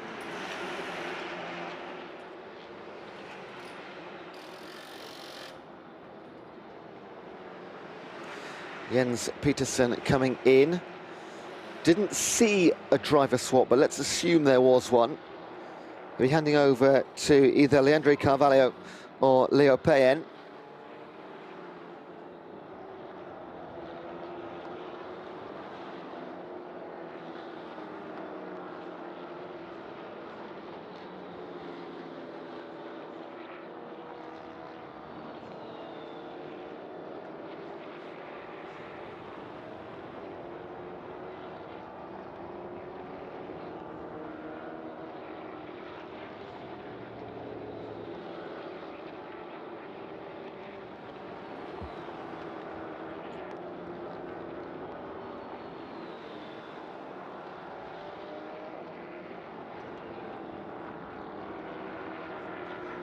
You're watching a battle for 13th, 14th and 15th. John Brownson in the car number 3, Switch Racing team. The 21, of course, with our DB Autosport cars. Stéphane qui était sur la 154, qui est en tête là sur la piste. Comment ça s'est passé ce premier relais de votre côté? Écoute, vraiment très bien. C'était mon première course avec la voiture. Un peu retour au proto après l'année dernière. C'est une voiture que j'adore, que ce soit n'importe quelle voiture proto, c'est très intéressant, surtout au Mugello où il y a beaucoup de virages rapides. Donc on sent vraiment l'aéro de la voiture, c'est vraiment top. Le championnat est incroyable, franchement 35 voitures à ce niveau-là, que ce soit les pilotes bronze et tout ça, les Gaules. C'est vraiment une super course, on a eu très peu d'arrêts de course, de full coursiello, une course très propre. Mon départ, j'ai voulu être quand même prudent le premier tour, parce qu'on a plus à perdre qu'à gagner sur une course de 4 heures. Et après, j'ai essayé de mettre mon rythme progressivement, de dépasser sans prendre tous les risques. Donc je suis vraiment content du travail parce que c'était pas évident, c'est quand même physique, il fait chaud. La piste est quand même très exigeante au niveau des cervicales, au niveau de l'épaule, etc. Donc un relais d'1 heure et demie pour démarrer, c'est déjà c'est déjà bien. Ah oui, oui, c'est un beau relais, 1h30 déjà. Donc là, il y a votre copilote qui a pris le relais. Donc vous disiez qu'il faisait très chaud. Comment vous avez géré les pneus, notamment là sur cette première partie de course? Les 6-7 premiers tours, j'ai essayé d'attaquer pour remonter dans le peloton. Après, j'ai fait quelques tours en poussant 2-3 tours quand même pour faire un peu d'écart. Et après, j'ai commencé à essayer de moins forcer avec les pneus dans les virages pour essayer de les conserver parce que je savais que je devais rouler environ 1h30 avec les pneus. Donc ici, c'est très très long. Et je ne connaissais pas la dégradation des pneus puisque je ne connais pas les pneus. C'est ma première fois avec les Goodyear, qui sont d'ailleurs plutôt bons. En fait, ce qui m'a gêné après, c'est quand on s'est arrêté de faire l'essence, qu'on s'est arrêté 3-4 minutes avec la voiture et qu'on doit repartir. Là, les pneus, ils ont du mal à revenir dans la bonne fenêtre. Donc voilà, c'était le plus dur, c'était ça. C'est que la fin de mon relais était compliquée avec les pneus. Je pense que c'est pour tout le monde pareil. Mais content de ne pas avoir fait de faute et d'avoir ramené la voiture en bonne position.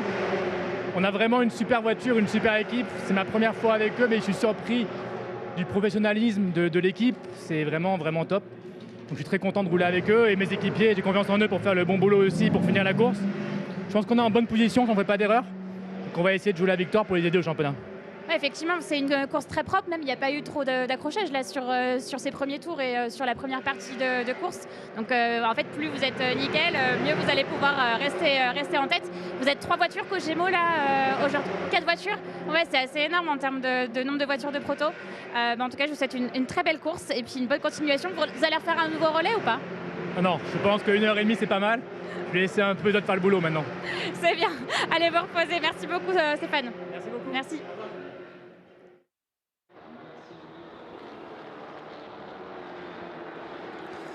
In the Kojimo Racing Team garage, Erwin Creed now at the wheel of that car in the 154. In the 3rd position.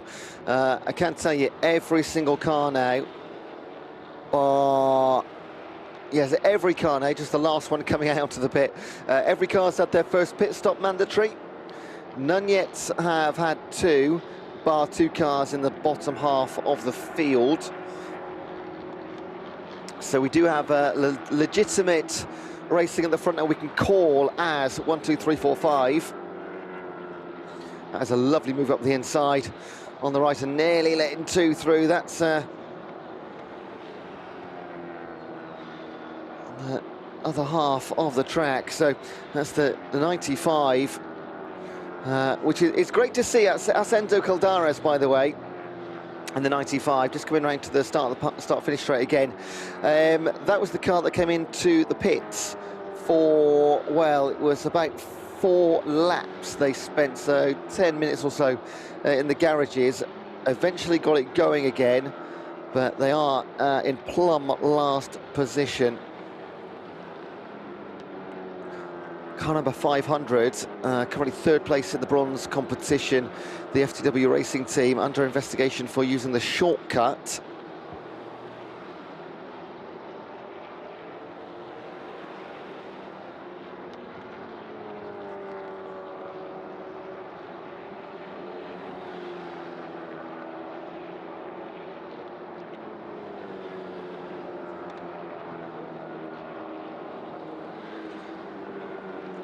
Oh my word. Fantastic racing here. Extreme Louis in the number 5 in the 71. It's the A&S Motorsport team. Just plenty of these cars so similar in livery. Just got to almost double check yourself sometimes. Dust on the left-hand side of your screen. Hope that's nothing untoward. Wonderful views again from our drone. Got all the bodies, making sure driver's happy, strapped in, safety checks, all done, we're ready to go. We've checked everything.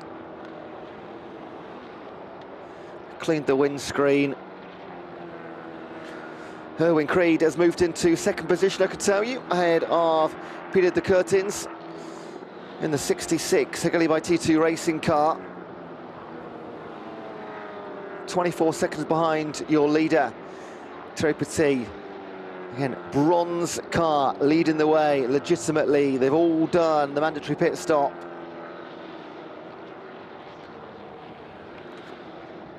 Might not be bronze for too long, hey? And now you're just seeing a flash of green sector times across the scoreboards, which we've not seen for a little while.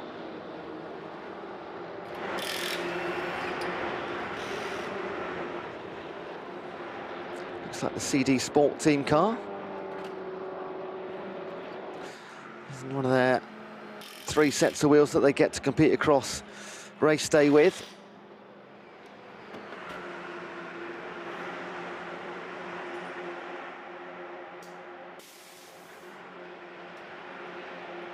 A bonnet so sturdy you can kneel on it.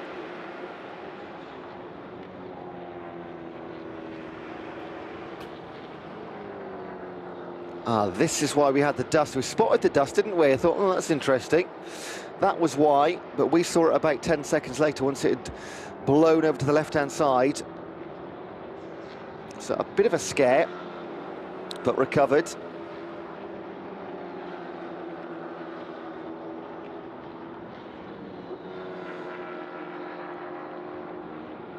There is Harry Hannum, another great move up the inside, this time on the 24 car, the Lamo Racing outfit. Harry Hannum loves turn 1, doesn't he? Leading that trio in the 20 Sov and the 23 Events Racing team, so the 2 team cars.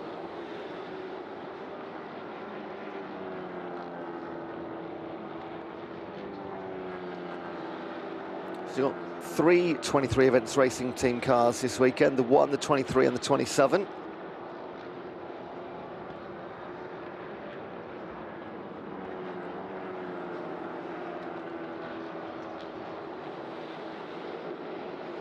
Another, just a precarious touch.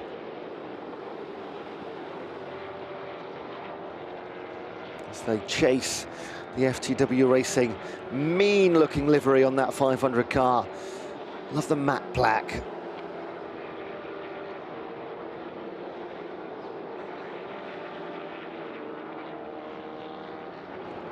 Close racing everywhere you look. 35 cars spread out over 5¼ kilometres.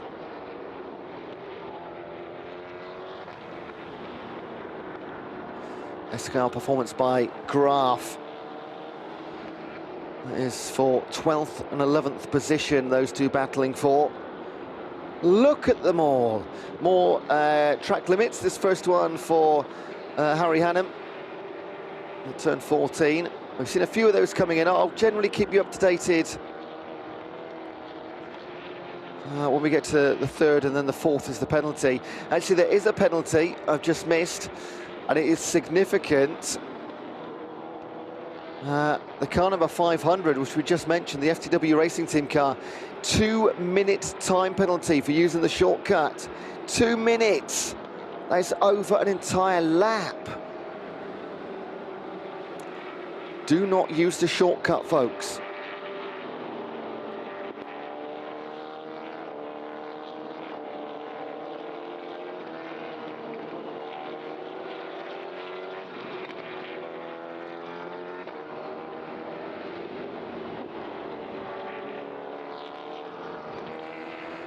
John Brownson, 2 cars behind, not racing in for position on track.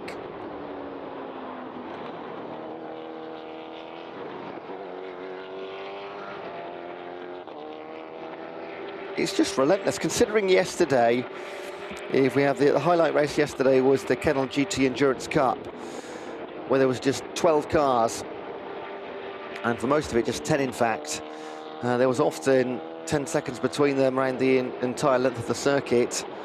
This is a different kettle of fish entirely. For all I know, you could tune into this an hour and 50 minutes into the race and think, is this the opening lap? It's absolutely not.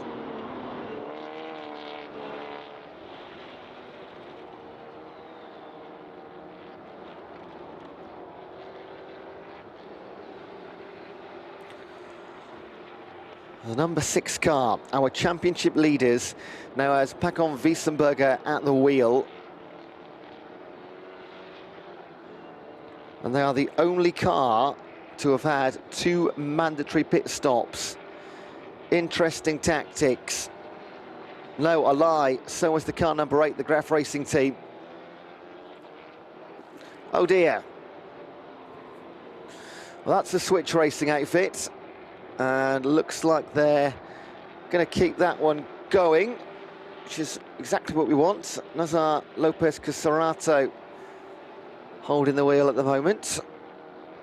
Might be juddering a bit. Leader on track, number 70. Zoshnav team. And leader in the Bronze Cup too. Only 2 cars in the top 22 are bronze cars. Your leader and also the Graf Racing team number 9.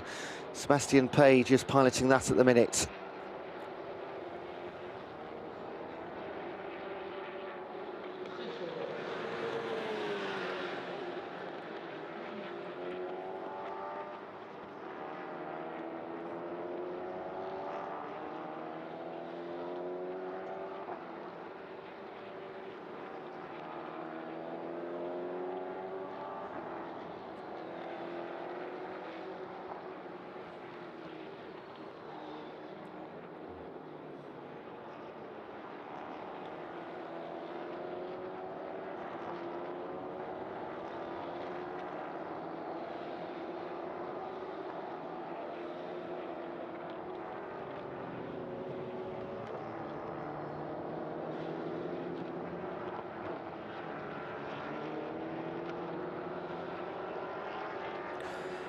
Sebastian Page just making way. Doesn't need to get into any bother. Currently 6th overall, 2nd in bronze class. There are just 6 bronze cars, as has been the case for the first couple of rounds of the season.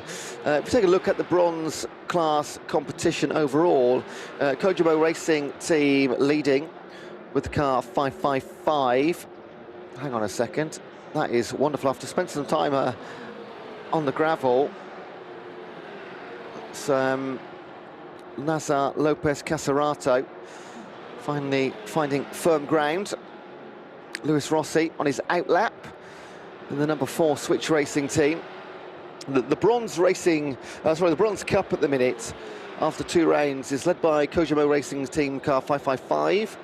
They are 7.5 points clear of the FTW Racing 500 car, who's just been given a 2-minute penalty. And the number 30 CD Sport team car, 33 points, 9 points behind second. Followed closely by Graf Racing number 9 and A&S Motorsport, car number 72. That's your top 5 in the bronze. And A&S Motorsport leading both the overall championship with Chila Aguilera and Wiesenberger, who's on his first into the weekend, and also leading, of course, the team championship as well. Kojimo Racing before Zosh competition. 23 events racing and CD Sport make up your top 5 in that part of the Endurance Prototype Cup season.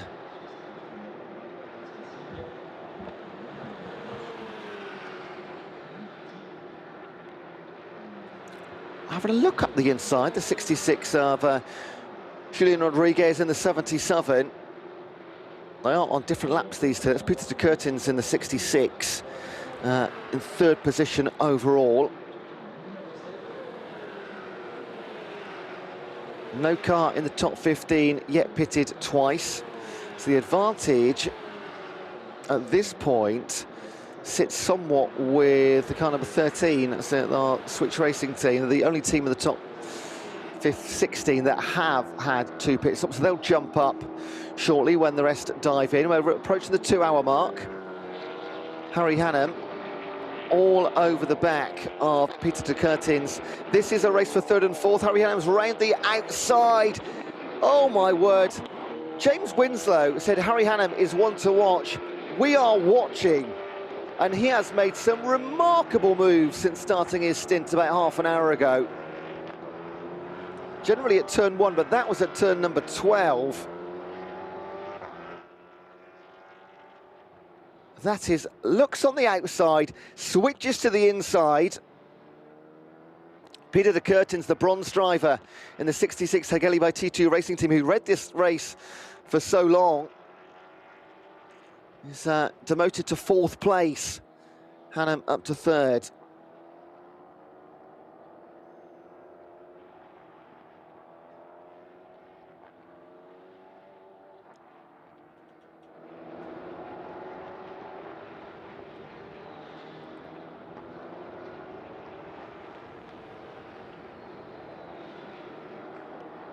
Ooh, I thought might have got away with it, but they didn't. Just caught the back of the DKR engineering team car. And Kojimo go for a spin.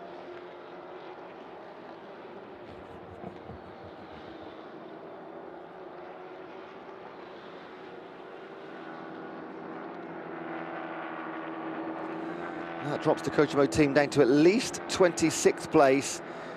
It did look close, got a car body length, just the right front touched the left rear of the DKR team car.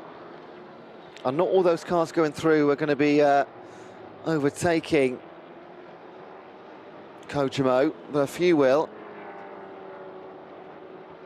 Hanem doing some more lapping near the front. He is only 7 seconds down at the last time of the start-finish straight of Erwin Creed in the 154. So let's get some proper distance times now for our top three. As they cross the start-finish line, we get a new 14 seconds was the time to Erwin Creed, 14.598. Hanem's just lost a second or so on that lap, 7.9 now behind Creed. And only 2.29 ahead of Peter de Curtins, who did that fantastic move on one lap ago. We are approaching the halfway mark.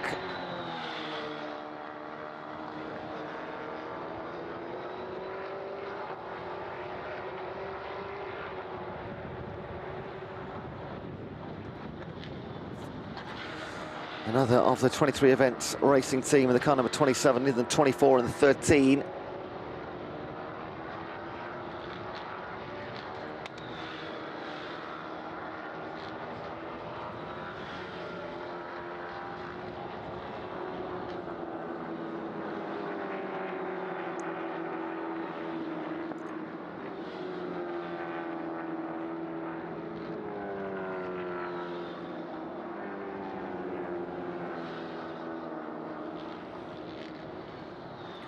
I'll say it again, just keep an eye out for Paco Wiesenberger in the championship leading car number 6 for A&S Motorsport.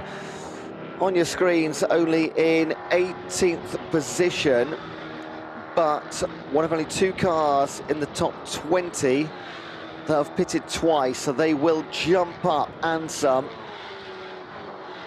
during the next stop, which should be really around about now, 2 hours in, 4 mandatories. 23 events racing team, just gonna get it, keep it on the outside. Oh my word.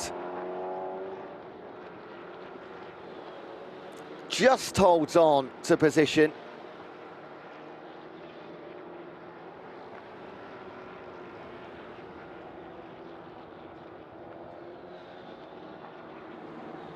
That is a battle for 24th position on track.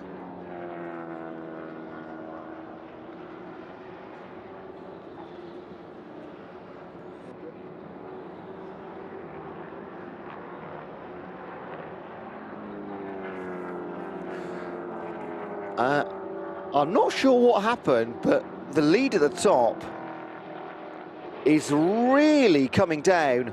Erwin Creed now just 5 seconds behind our leader, took over 9 seconds out of the bronze car on the previous lap.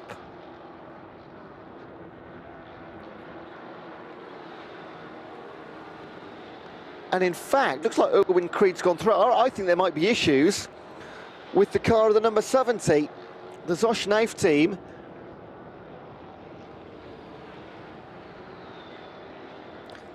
Scratch that, the responders aren't quite working, but it's getting closer and closer. What was a 23-second difference has become 3 seconds. And Harry Hanem only a few seconds back also. There is traffic in between Hanem and Creed.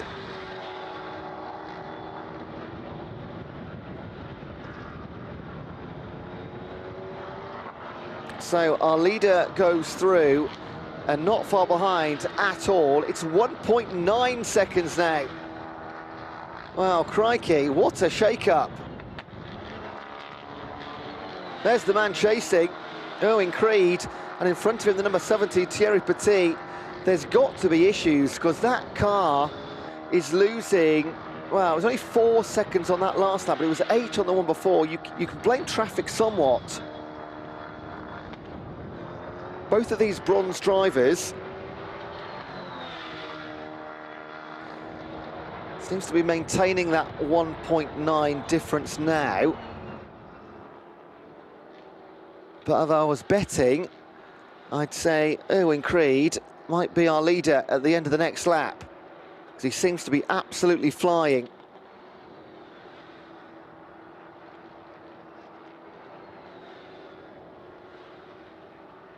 And there we go, gets it done, almost the first time of asking.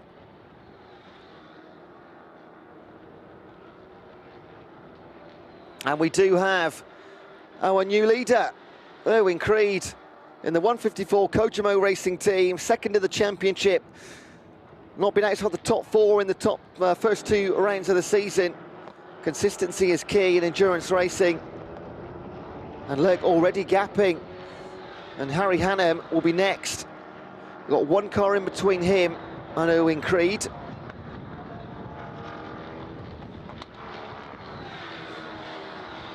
It might be a matter of time. You might see him dive into the pits now. Will he? No, he doesn't. Carries on.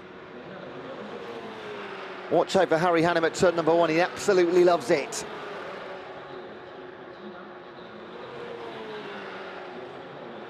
It's the 57 car that's just in the way between them. Goes through him fairly comfortably. It's Vincent Capillier making way for Hannum. Now Hannum with his sights on Petit in second place.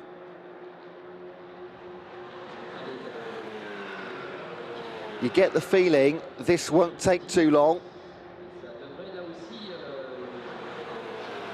Still leading the Bronze Cup by a fair distance at Mugello.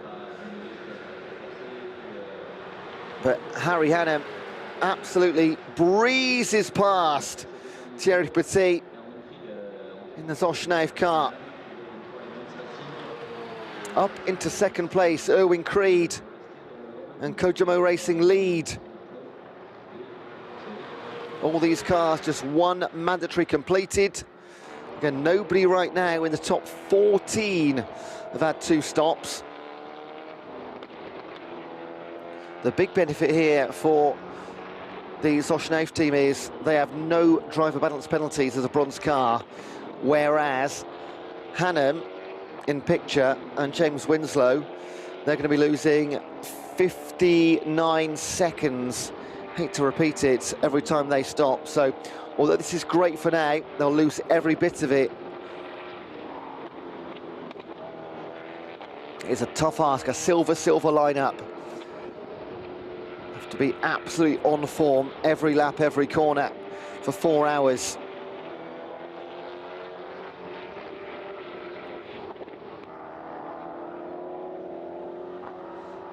Your leader, and the man doing the chasing just in the background, and that is down to 2.7 seconds. Wow, 2 hours in and fantastic racing. Some highlights coming up.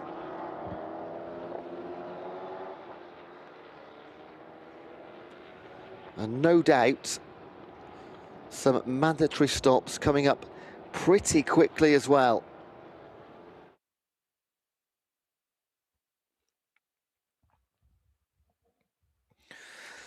So, leading the way, Owen Creed of the 154. They did set the pace in qualifying, but demoted 10 spots down to 11th on the grid due to causing a red flag during qualifying. But it hasn't stopped them. Find their way all the way back to the top spot again, and legitimately equal on mandatory stops with all the cars around them, all in the top 14. Only 1 stop done. Keep your eye on Pacon Wiesenberger and also on Nazar Lopez Casarato. They're the car 6 and the car number 13. Only 2 cars in the top 20 to have had 2 stops currently. Actually joined by Cindy Goudet in the 99 Naguti competition by M Racing car. So things are going to mix up over the next few couple of hours. Nothing is ever set in stone in endurance racing. So a few highlights for you. Go to a few adverts, come back, I will enjoy the last 1 hour and 45 minutes of racing at round 3 at Mugello.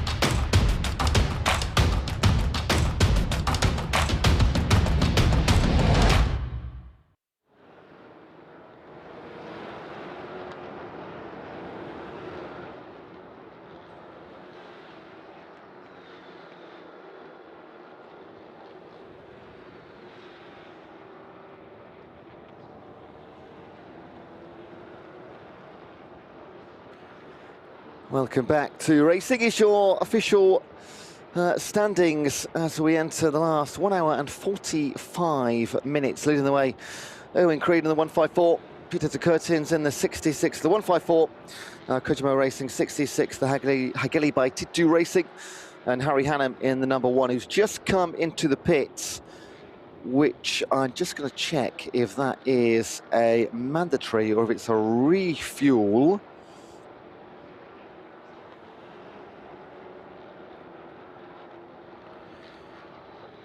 Because that will be significant. Is 9th down to 18th position. These cars all 1 or 2 laps down now.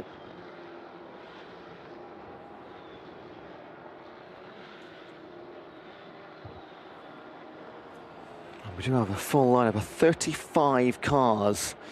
And I am delighted to say that after 2 hours and 15 minutes, we've still got all 35 cars racing, which is not unheard of, but incredibly rare. Just going to show the consistency of these Nova Prototype 2 cars. On board with Cyclecom Racing. Enzo Caldaris at the wheel. I'd love to get a view of the pit lane. Although it's pretty quiet in there, only 2 cars in the pits right now at 35. A few more have made their second driver changes or second mandatories. The leading car that has made 2 stops is the number 70 Zosch Nauf Bronze Cup car. Gregory Survey at the wheel. 2 places ahead of them. They're 6th. Running in 4th is the Bronze Cup car of Graf Racing, but they are 1 mandatory less served than Zosch Nauf.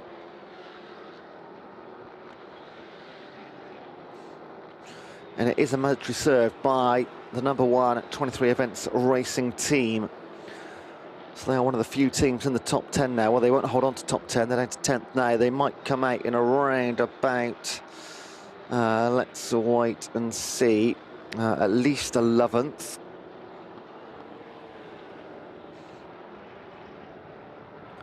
And everywhere you look, there is traffic. There's no such thing as clean air when there's 35 cars spread out over 5 kilometres. Might seem like some distance.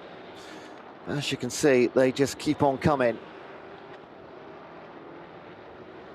27-second lead for Erwin Creed and Kojimo. And the way this is panning out, now looking at the A&S Motorsport team, Wiesenberger holding the steering wheel. They are up to 12th position, but only 1 car in front of them has actually served a mandatory pit stop. Or 2 the same as them, 2 mandatory stops. The rest all on 3. So with a 30-second lead for Erwin Creed in the 154. They are the top 2 teams in the championship, by the way, Kojimo and A&S. Reverse that order. It's looking like another race between those 2 teams. They were 1st and 3rd at Le Castellet, both inside the top 10 at Magny-Cours. 9th for A&S and 4th for Kojimo.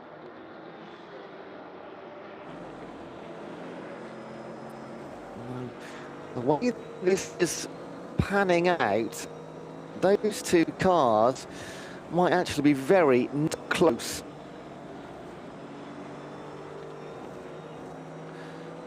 '23 Events with car number 1 only dropped to 11th after another minute or 59 seconds of mandatory stop time. They are 5th in the championship, 4th and a 7th place in the opening 2 rounds.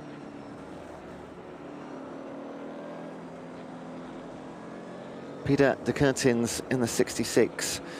Hallyday by Titu Racing led for so long in the early stages until the first mandatories. They are in the 2nd place, but in the championship they are way down. 31st place, non-classified at Le Castellet, and rolled in last for half a point at Magny-Cours. So looking to really kick-start their season as we have a drag race down the start-finish line. Plenty more coming behind them too.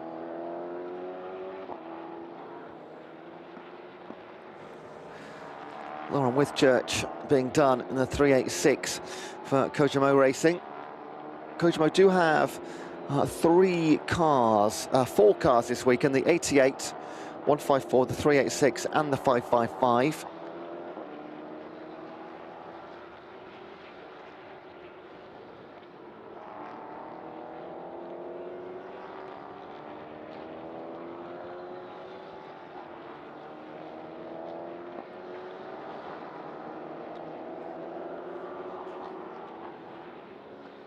Plenty of track limit warnings coming in, most of them, thankfully, first infringements.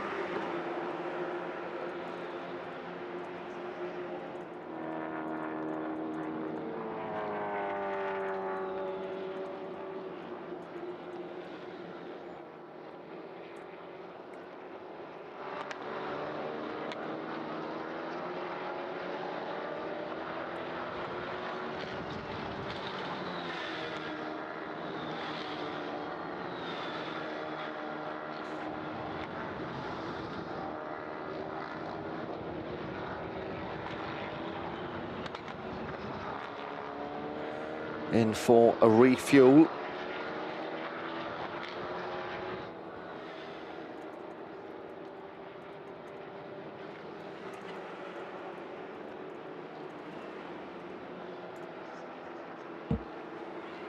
Nice view there of our refuel station. 8 stops in total, 8 fuel tanks.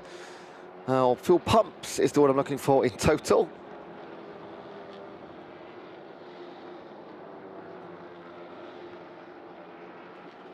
Which you think should be plenty. So you might just see the cones there at the top of your screen. On the pit lane, when they come in, there's a set of cones down the centre. To the left of the cones is a mandatory stop. To the right of the cones is a refuel. And after the refuel, they do come back into the pit lane and make their way all the way down. But you can't combine a refuel and a mandatory stop at the same time. They need to go on separate laps. So you might see cars come in 2 laps in a row for a refuel, then a mandatory, or vice versa.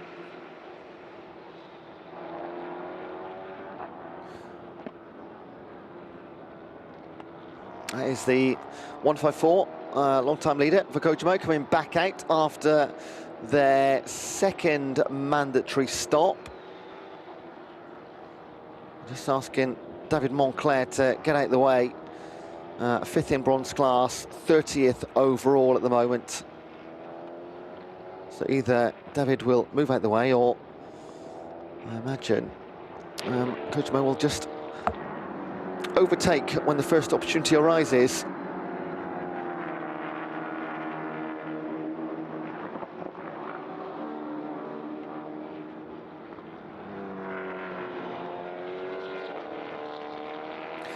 And that is the first opportunity.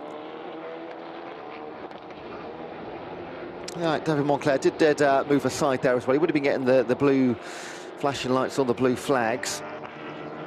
Another will come, oh, maybe not up and under.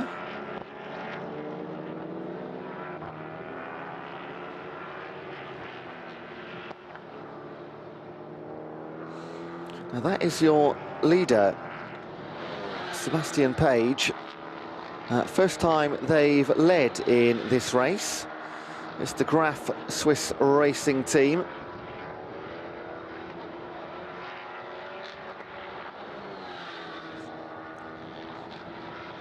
Bronze Cup car, one of 6 in this race.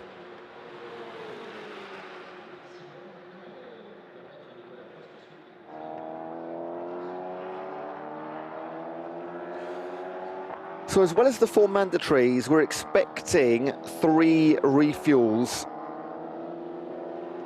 Because we know the refuel gets the car around about an hour's worth of racing. So if you start on full, 1 hour, 2 hour, 3 hour should take you to the end.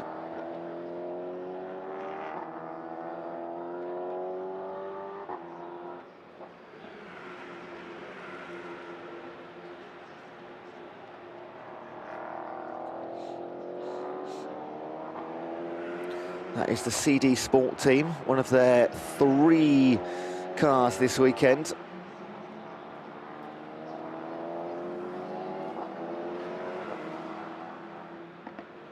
They're currently, sadly, down in 30th place overall and 6 out of 6 in the Bronze Cup.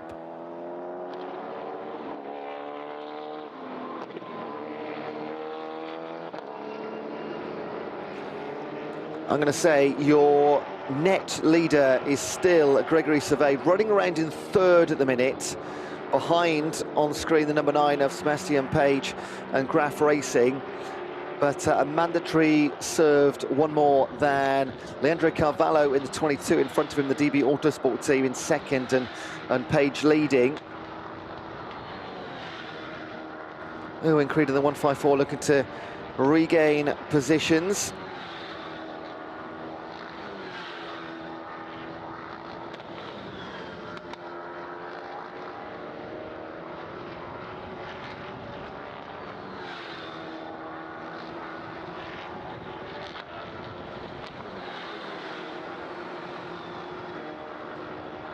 Little look into the garages. Always nice to see behind the scenes what's going on. The A&S Motorsport team, championship leaders right now.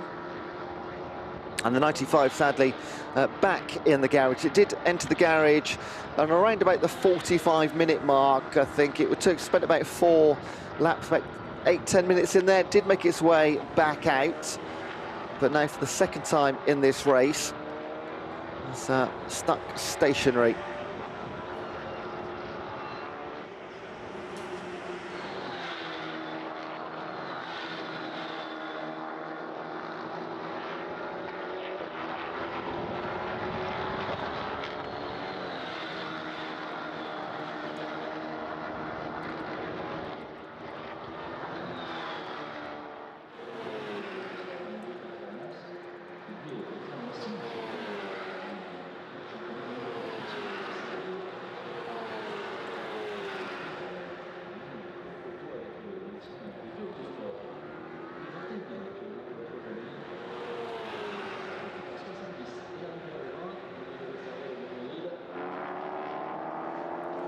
Alexandre Yvon in the 72 A&S Motorsport car.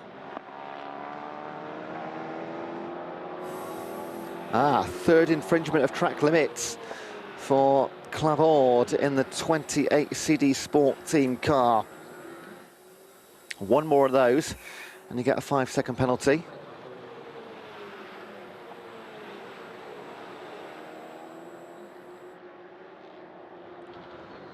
Gregory Survey has come into the pits. I'm assuming that is for a refuel.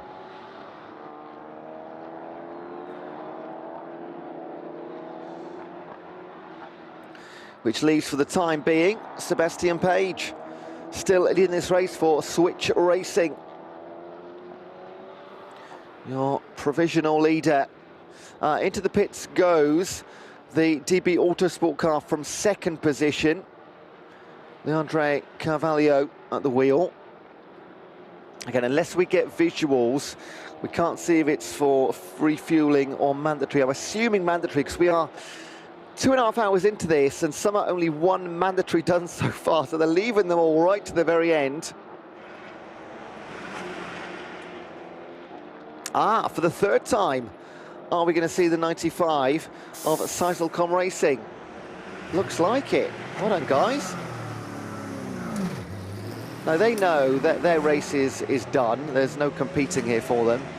But ahead of Spa in 8 weeks' time, this is testing ground. They're going to finish at best in 35th. They are 9 laps down on the car in 34th. So they're going to pick up half a point for finishing, if they finish the race, I should say. put some more laps under the belts of drivers Enzo Caldares and his teammate for this one, Alexei Stalkskin and Gwendel Delamere.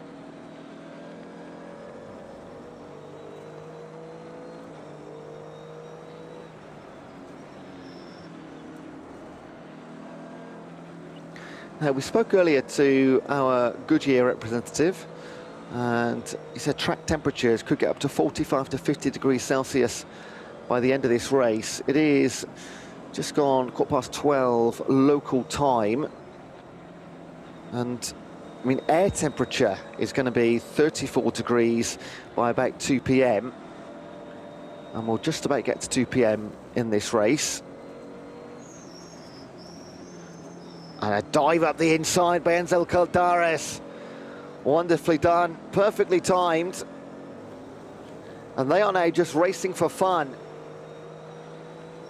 These will not be positions gained. They're unlapping themselves to some extent, but they are 9 laps down on the field. So chuck the car around, enjoy yourself.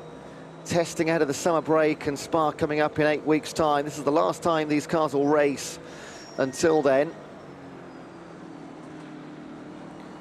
we reach the halfway point in the season in an hour and 29 minutes time.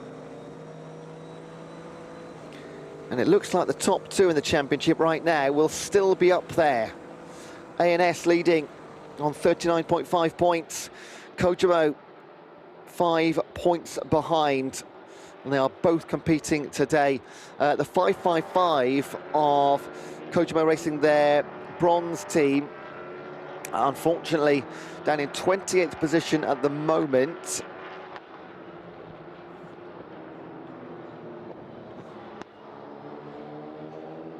And it's another bronze team, Switch Racing, on top right now, 45-second lead.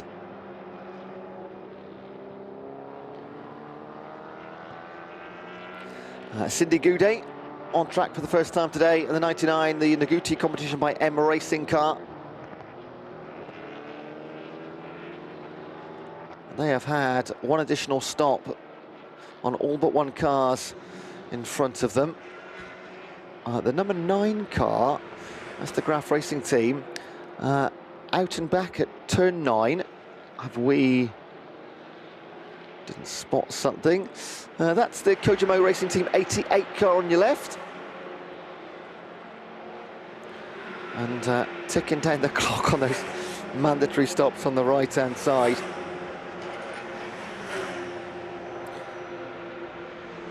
The 88 team will be serving penalties too. They've got Neil Yanni, platinum driver in their team, needs no introduction, Neil Yanni.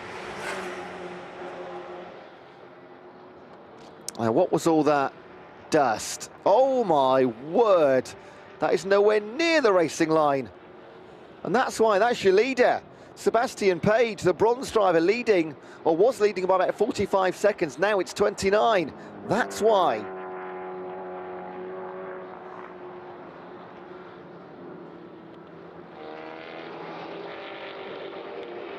Saw a notification come up, but I hesitated to believe it. The number 9 out and back at turn 9. Well, I'll believe it next time. That was a big off. But an equally big recovery. So the lead down to 30 seconds. Julian Rodriguez in the Zosh J4R Project 24 car.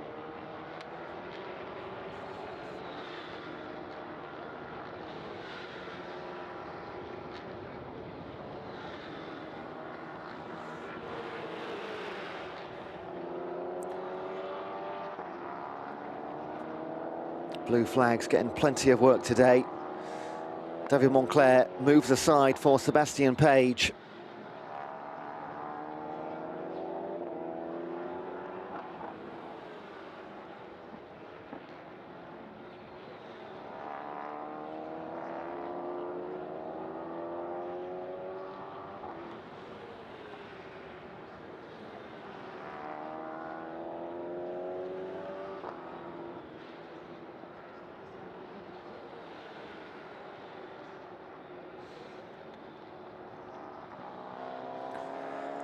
Julian Rodriguez into the pits from second place. That's the Zosh J4R car, which means Harry Hannum and 23 Events Racing Team with James Winslow move into second. They've been up and down like a yo-yo in this race, from first to 10th to back to second. They'll suffer another pit stop, go back down to the top dozen maybe. They are managing those huge penalties for having two silver drivers.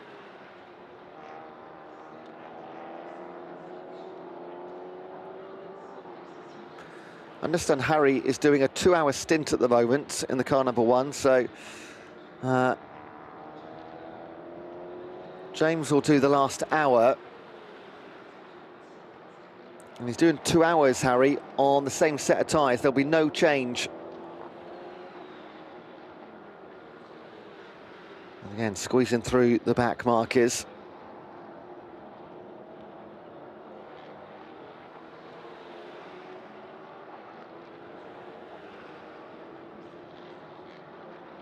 Mitchell van Dijk in the 66. They were our leaders for quite some time, the Hallyday by T2 racing car. Plenty more coming into the pit now. Rodriguez is joined by Gregoire Croulet in the 73 ANS Motorsport team car. Cindy Goody comes in for Naguti. Benoit Farines for Lamo Racing. All of these were inside the top 10, so we might see big changes now.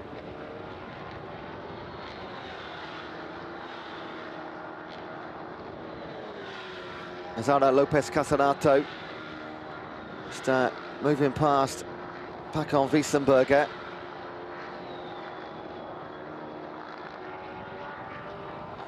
Both those cars, in fact, no, it's just Wiesenberger that served. His team, championship leaders, have served 2 mandatories. Plenty more now in the top 10 have. Sebastian Page and Switch Racing haven't, they're still on 1.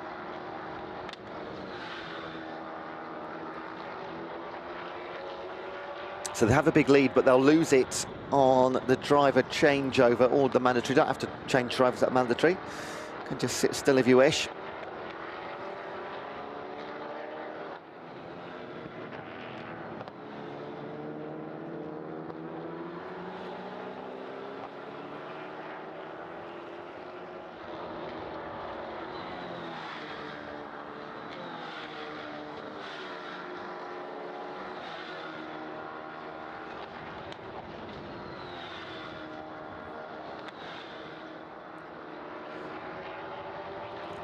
Well under 90 minutes to race at round 3.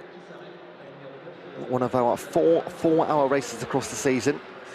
In the 6 rounds, there's 2 6-hour races, 4 4-hour races.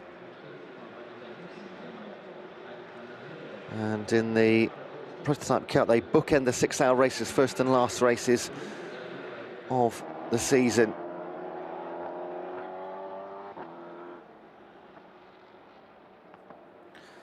That's William Vermont, currently around in 4th place. Sebastian Page has come in, so is Harry Hannum.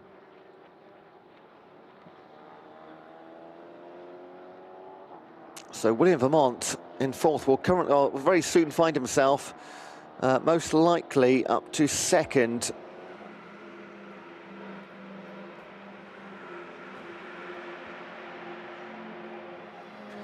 That was, or still technically is, your leading car.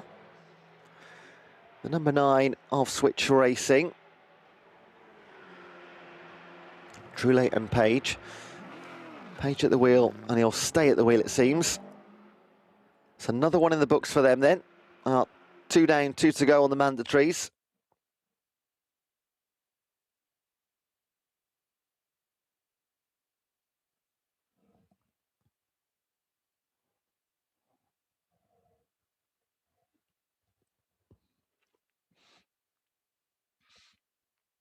So Erwin Creed, once again, regains the top spot for Kojimo Racing.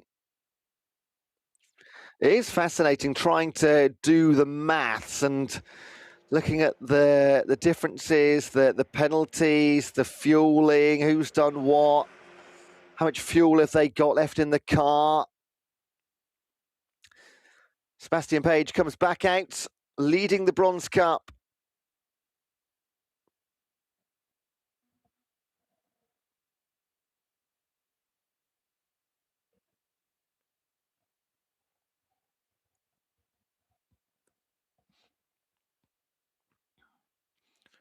That is not going very fast, is it?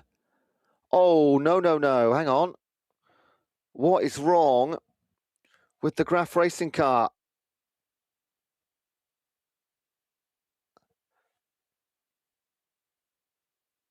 Because that is moving at no speed at all. Oh dear, oh dear. Oh, no, no, no, no, no. This is not what we want. And that is a big exit off the track. That is an absolute disaster. Sébastien Page and Eric Troulet had just been into the pits. That car was moving at about half speed, I think. They'll have a chat with the driver. What on earth is wrong? He can clearly feel something, or no power from somewhere.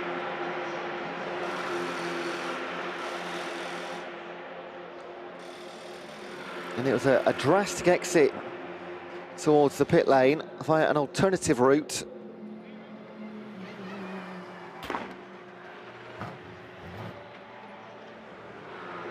Is he going to go straight away again? They're not doing much, are they?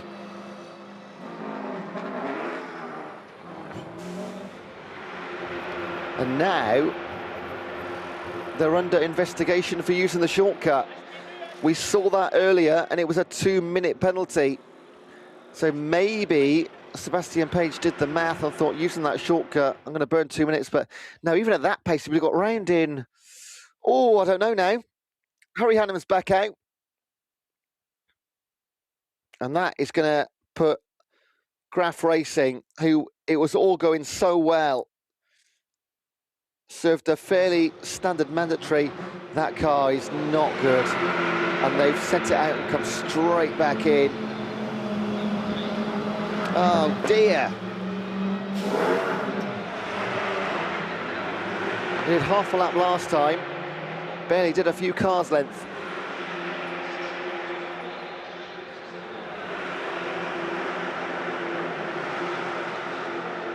Not good news for Graf Racing.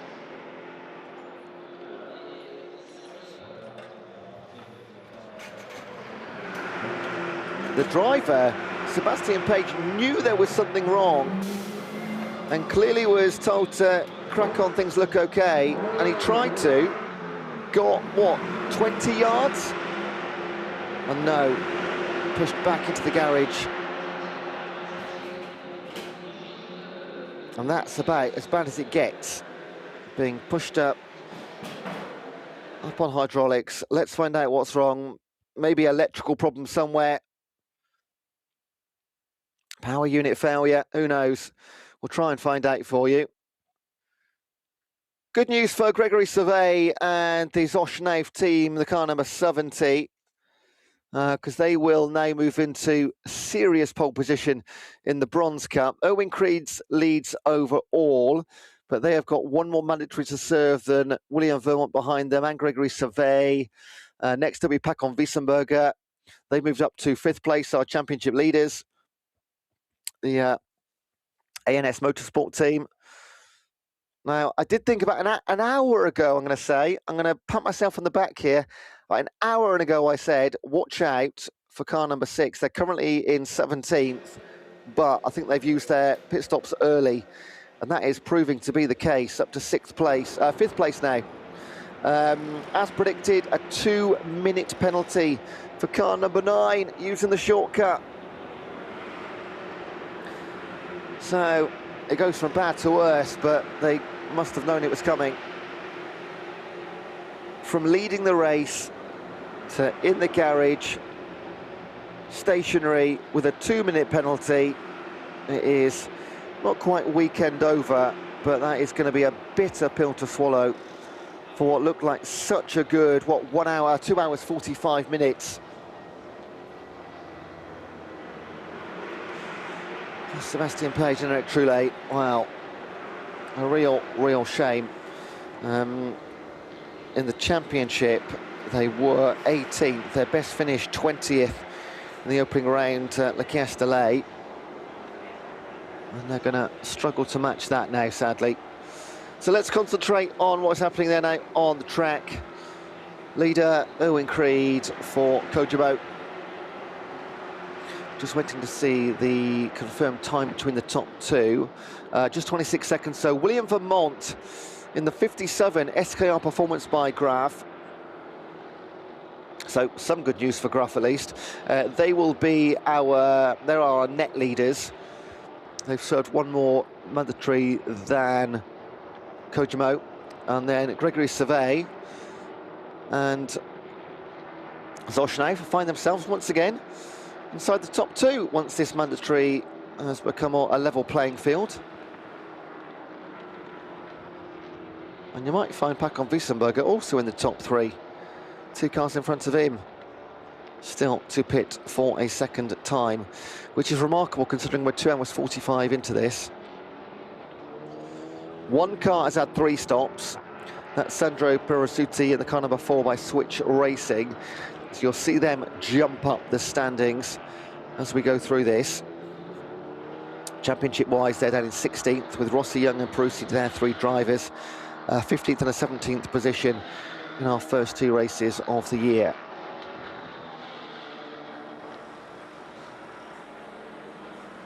Relaxing in the garage, or seemingly relaxing.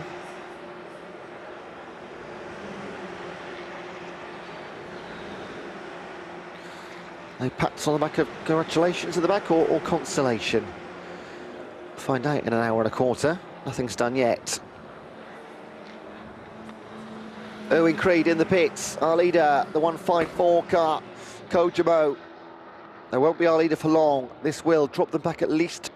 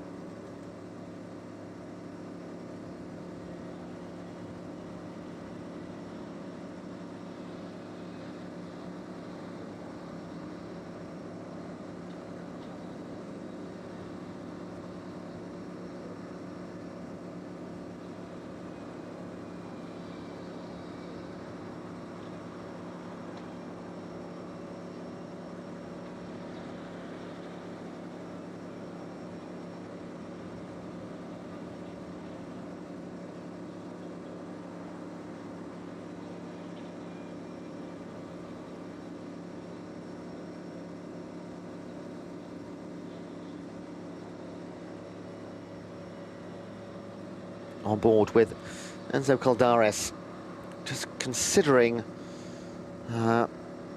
his thoughts on what's happened over the last 5 minutes, whether we might get a penalty or not. It is under investigation, that incident between he and the number 10 of CD Sport.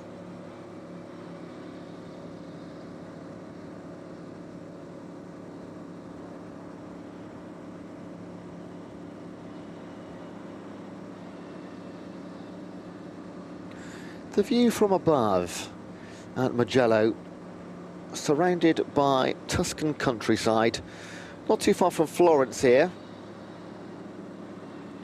Now this clearance has taken a bit longer than usual. The marshals have been fantastic this weekend.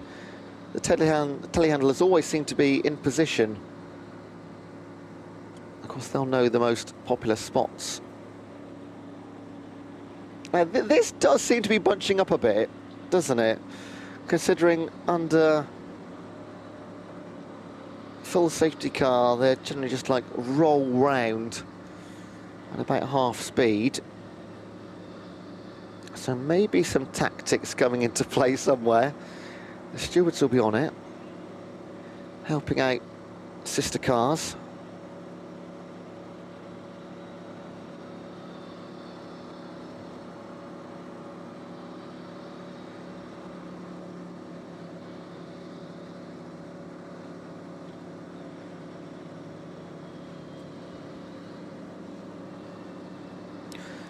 This does help the fueling situation too, because under normal racing conditions you get about an hour's racing on a full tank. Fuel saving maybe up to 1.7, 1.10. Under full course yellows, extend that by a bit more. So this full course yellows will end in 20 seconds. All right, 20 seconds. Then we get a green flag on screen. We'll go racing. Green flags or green lights around the track. And we will go in towards our last hour. Leading DB Motorsport in the 22. Owen Creed second in the 154. There's our green flag. The full course yellow notification is removed. We are racing.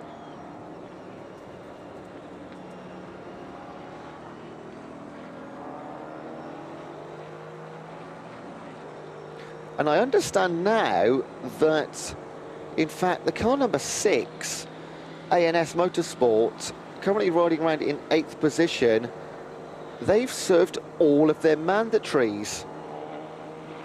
If that's right, then they are at the biggest advantage, and they have played a blinder in terms of tactics. Still an hour to go, but that could serve them absolute wonders. Other than refuelling, there will probably be one more refuel in there over the last hour. I think there must be. But well done. And I expect the car number 6 to slowly edge up those positions over the last hour and some. But we are back racing, hopefully for the last time. The CD Sport car has been recovered, back to the garages, cars coming in. Frustrated not to do that about 5 minutes ago, but hey, it depends on where you are on track. Generally, when you get a full course yellow, the pit lane closes about 30 seconds later. It's not immediate, but you can get in, and if you get in before it closes, as per normal.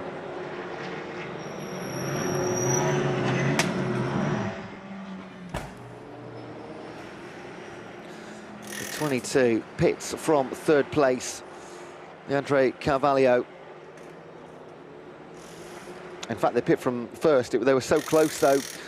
Van Dijk in the 66 M Racing car goes to the top. Harry Hannum moves into 2nd. Gregory Savet moves into 3rd. So losing only half a dozen places or so, the DB Autosport car. That would have been factored into tactics.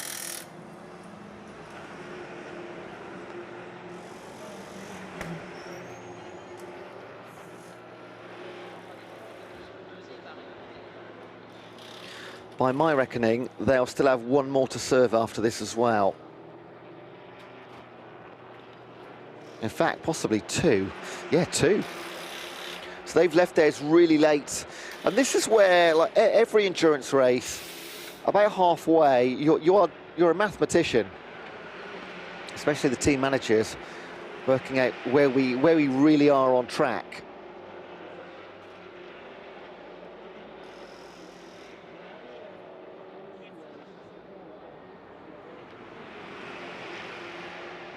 The 57 of SKR also pitted, lost half a dozen places, but they're down to just one mandatory, so that's good for them.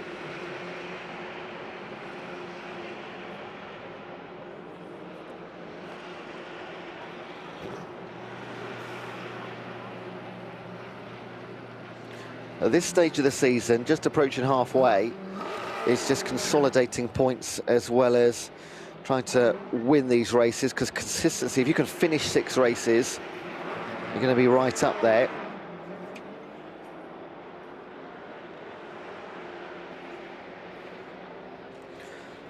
For example, at the moment, let's say top 10 in the championship, 10th place right now, the 777 of Lamo Racing. They're 10th out of 35 cars. They finished 6th and 16th, so not really remarkable performances, but is always being around and about up there. Another example in 6th place, number 7, Extreme Limit. No podiums, but a 7th and a 5th, just outside the top 5. Mitchell van Dijk leads in the Hallyday by T2 racing car. Not a spot they are unfamiliar with. Lovely move up the inside by Paul Alberto at the wheel of the Zosch J4R car. Running in 4th position. And before our last hour of racing, we're going to get our last little bit of highlights for you. There has been half a dozen or more different leaders in this race, as we know happens, but only now into the last 60 minutes are we starting to see really what is happening, what is unfolding. The big contenders, the championship leader Ian Aguilera, currently at the wheel of the number 6 A&S Motorsport car. They have served all of their mandatories. Gregory Savet in the number 70, the Bronze Cup car for Zosh Naif. They've got one mandatory remaining, better than any other car in the top 5. Another bronze car, last time out, bronze car. OSM, Zosh Naif, also top 2 they came. Second place for Savet, Naif and Petit. Looking to do it again in the Zosh J4R car. So tactics absolutely key into the last hour. Mandatory still to serve. If you've served 3 or more, you are in a very, very good position. 60 minutes to run at Mugello, round 3 of the European Endurance Prototype Cup, part of the Ultimate Cup Series weekend. Come back shortly. We go racing for the last hour.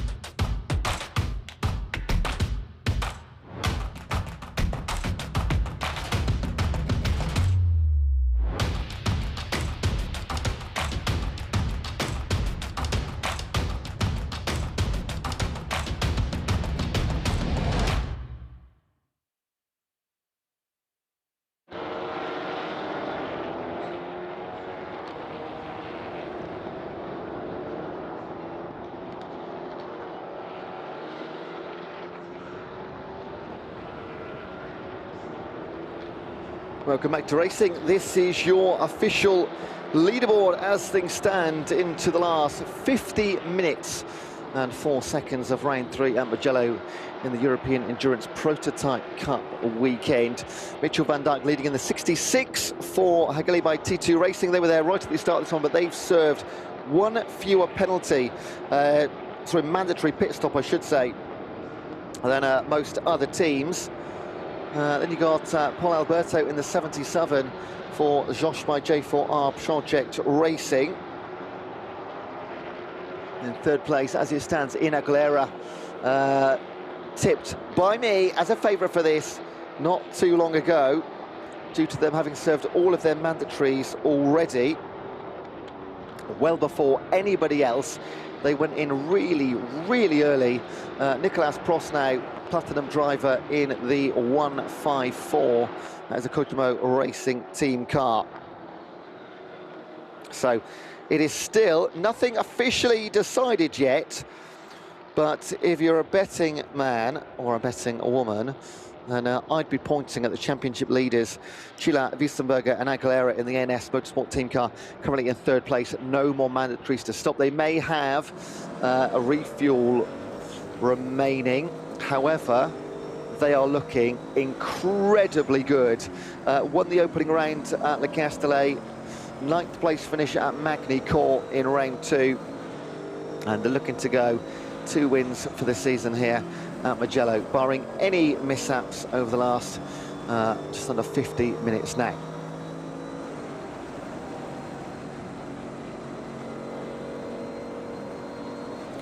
Elsewhere, let's look outside the top 4 or 5. Well, in 5th place, leading the Bronze Cup competition, and looking very unlikely that they'll relinquish that. Thierry Petit at the wheel of the number 70 Zosch Nauf car. We still have, I'm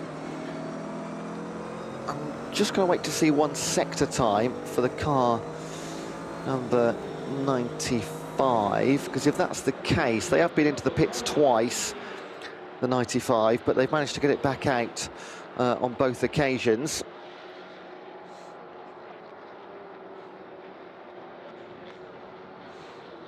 So the only other car to serve all of their mandatory so far is the 57 SKR Performance by Graf. And they are sitting in 10th place overall. In the championship, they are 7th after a podium performance last time out at Magny-Cours and a top 10 at Le Castellet, or the Castle.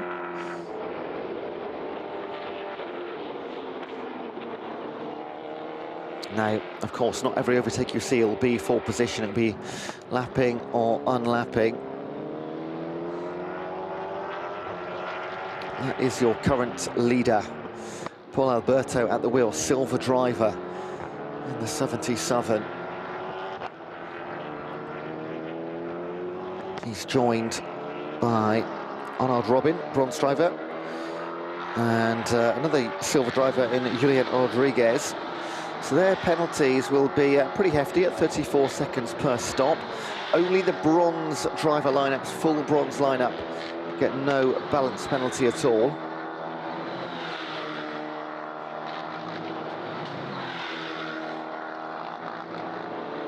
ANS Motorsport up to 2nd place on the road, and provisionally first, the car in front of them, Paul Alberto. Still got 2 mandatories to serve, and they're only 8 seconds behind. This is just getting better and better and better for ANS Motorsport.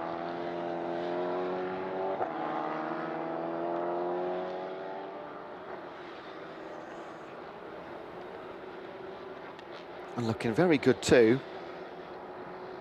Again, I'll say it, Zosch Nauf, car number 70. All stoppages served.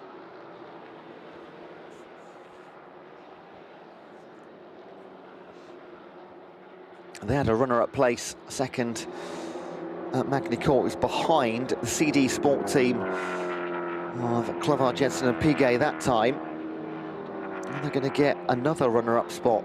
Looking that way at the moment. A lot can happen in 45 minutes.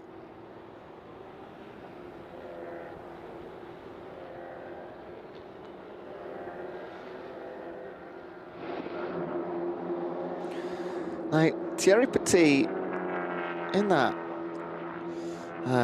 Zoshnev car, has just lost 2 places on the last lap, but he was racing pretty tightly with the silver drivers.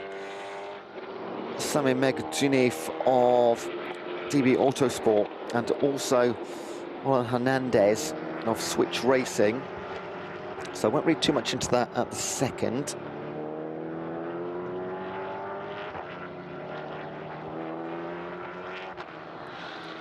Sector time seemed to be okay.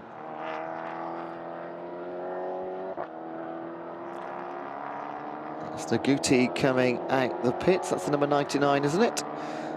Leader going through also. The 68 car. The M Racing car.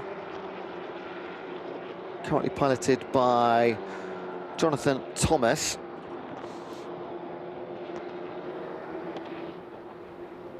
I'm just looking back at the qualification. Yeah, they qualified well in 5th place, actually.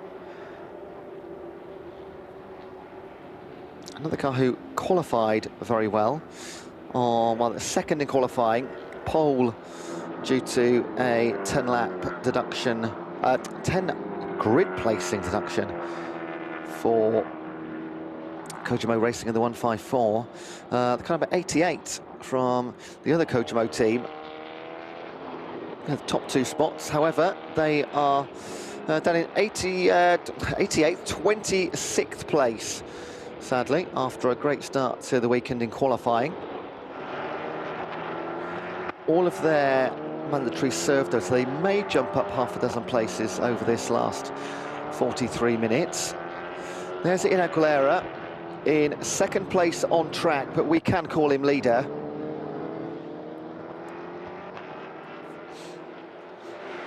He will be the leader very shortly.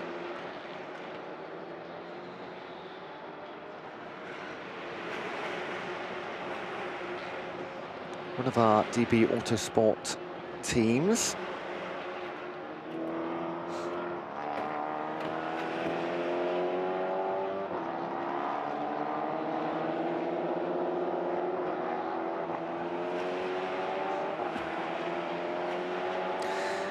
Ina Aguilera does move legitimately to the top on track and net. This is now theirs to lose.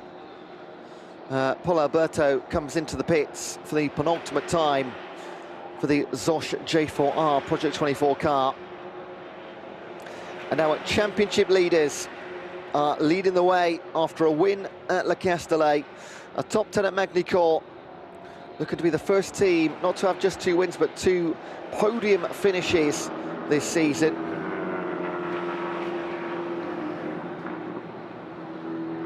It moves Nicolas Prost into 2nd place on track in the Kojimo Racing team car. And then Hageli Baititu Racing, Mitchell van Dijk at the wheel in the 66. Only 4 seconds between those 2 cars, 11 seconds back, Marlon Hernandez in the Switch Racing number 13 car. Track limits for Harry Hannum, 2nd infringement. You get a 3 before you start getting penalties, so no danger just yet.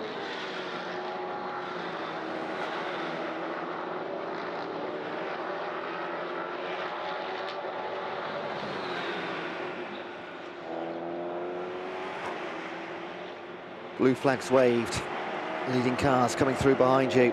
Move out the way.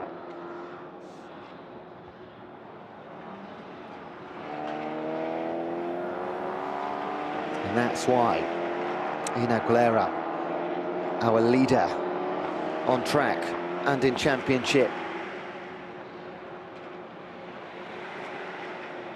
Alongside Paco Wiesenberger and Adrian Chila. 2 Frenchmen and the Mexican at the wheel.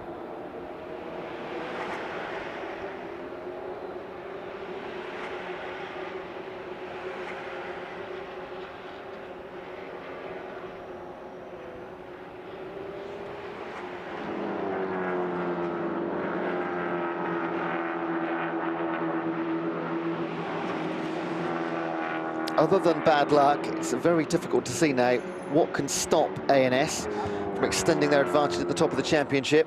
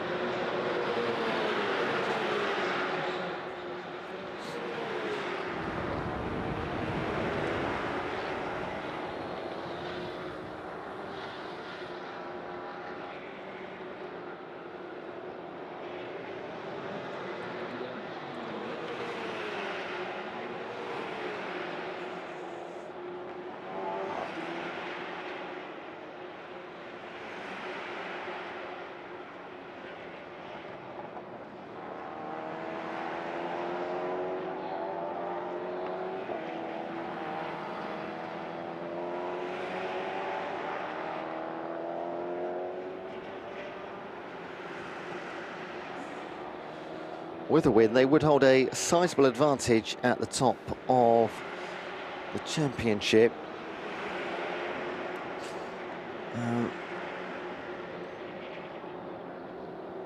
They would grow their advantage, pardon me, by 7 points over Kojimo if they stay in second with Nicolas Prost, which is not a given considering Thierry Petit and Blaine Vermont in the 70 and the 57 have served all their mandatories. Prost in the 154, Mitchell van Dijk in the 66, Sami Magatunev in the 21 and Mola Hernandez in the 13. So from second down to fourth, they've all got to serve one more mandatory stop. So the cars in 6th and 7th, you can see on screen, advantages with them. And there's not huge gaps between these cars, so let's make a prediction that Nicolas Prost in the 154 and the Kojimo team don't retain second. They will lose at least 7 points on the championship lead. They're currently 5 points behind. That would become 12, and that is like a best-case scenario. The 66 car comes into the pits, Hegeli by T2 Racing. From third, which moves DB Autosport up into third place, the 21, and the Switch Racing car number 13 up into fourth.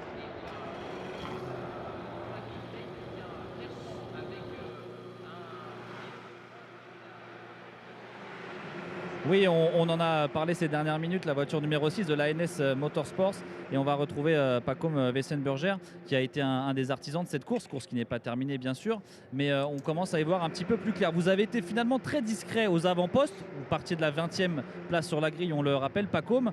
Il y avait une stratégie à mettre en place pour réaliser quand même un bel exploit pour remonter au classement. Vous êtes remonté au classement. Expliquez-nous un petit peu comment vous avez fait pour remonter tranquillement, sans perdre de temps dans les stands, en faisant une stratégie, en écoulant très rapidement vos arrêts au stand obligatoires. Expliquez-nous parce que vous faites une très belle fin de course. Alors déjà, Adrien a pris un très bon départ et déjà au premier tour, il a gagné 8 ou 9 places. Après, il a fait un superbe relais parce que malgré avec la dégradation, c'est super dur, le relais il est super dur. Donc il a fait un très bon job, Adrien. Après, dès qu'on a pu avoir des opportunités pour faire des pit stops mandatory, on les a fait. Moi, après, je suis monté dans la voiture. Je confirme, c'était vraiment un relais compliqué avec la dégradation des pneus. Beaucoup de batailles avec la voiture. Avec le trafic, c'est compliqué. Le dirty air, c'était compliqué aussi. Donc on a su saisir les opportunités comme on le pouvait. Et maintenant, il faut conclure avec Yann qui est dans la voiture. mais pour l'instant, il fait un très bon boulot.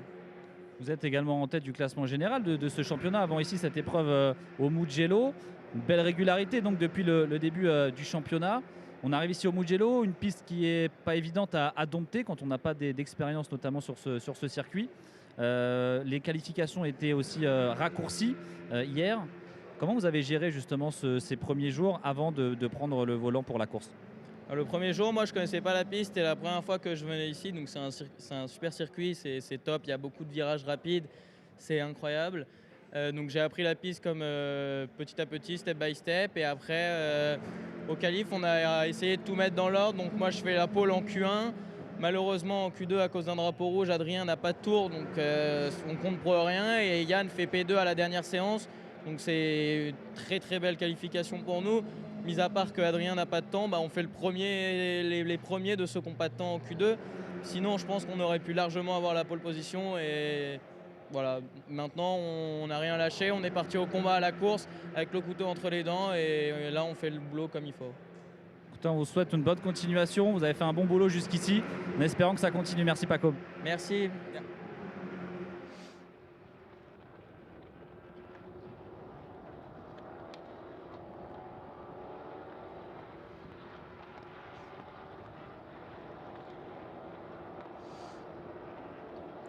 So a quick chat with Paco Wiesenberger, part of the team with Ian Aguilera.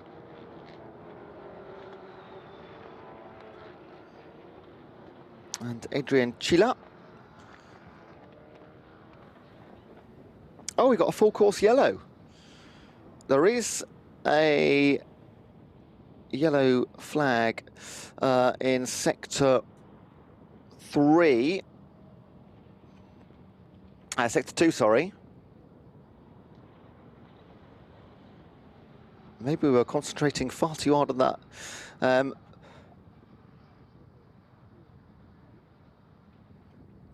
Interview with Paco Wiesenberger, and immediately 6 cars come into the pits, and that will either be for refuels or their final mandatories. Seems pretty sensible. Oh dear, oh dear. Oh crikey. Who is that?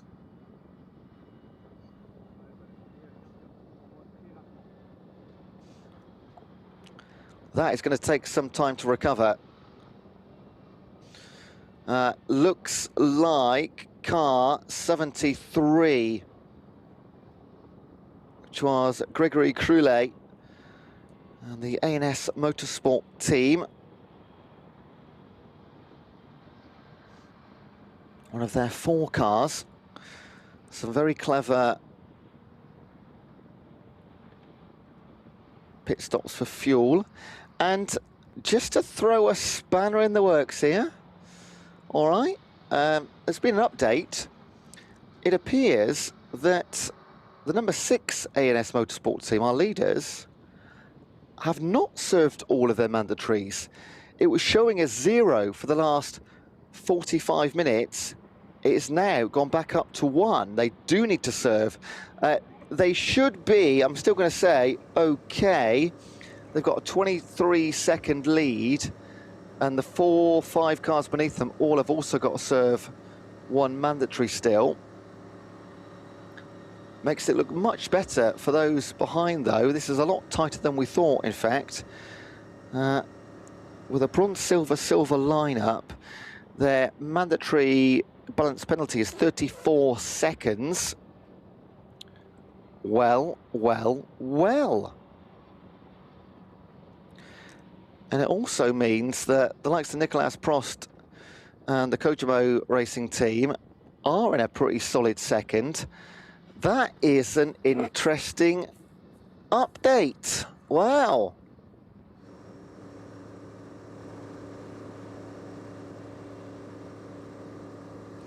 I mean, it's still in their hands. I'd be keen to know how we got it down to 0 in the first place. It seemed as if they'd gone very early on the pit stops, I must say. On board with Alexei Storkskin and the Cyclecom Racing Team car.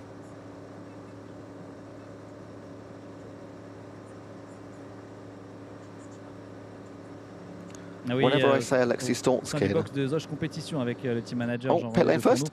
Jean-René, on est rentré là dans les derniers instants de la course. Procédure full course yellow en cours, une de plus.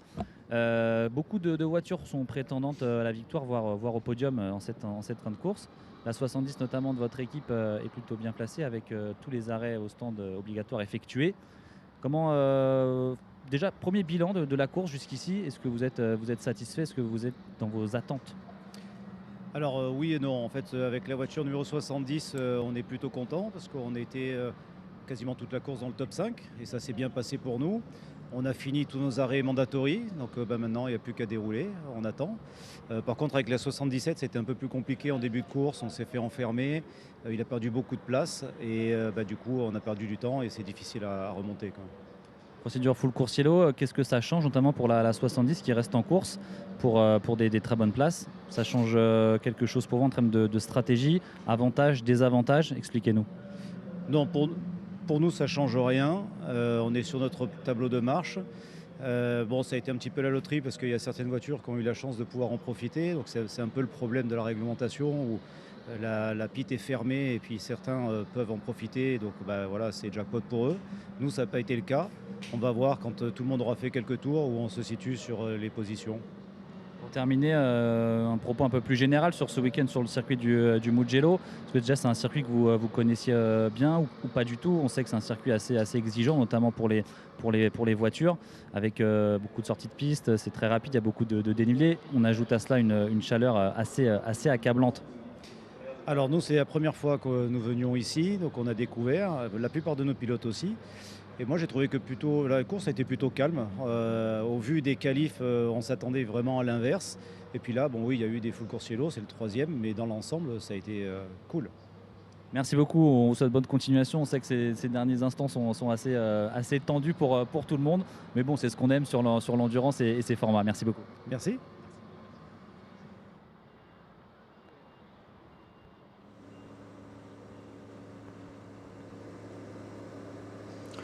We are still under safety car, full course yellows, keep calling it virtual safety car conditions.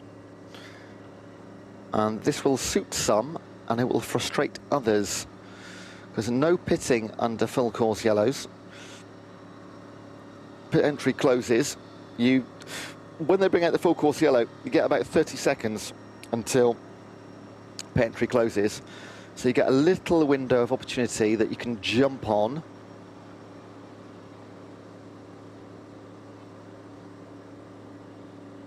I just see there out of Storczyn's window, the car being covered on the left-hand side.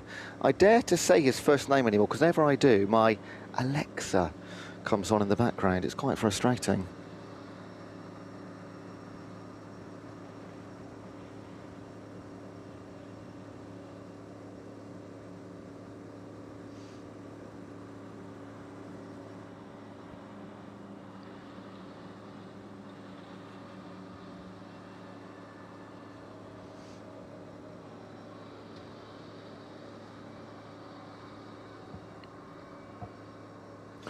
So as it stands, top 2 in the championship, top 2 in the race, ANS Motorsport and Kojimo Racing.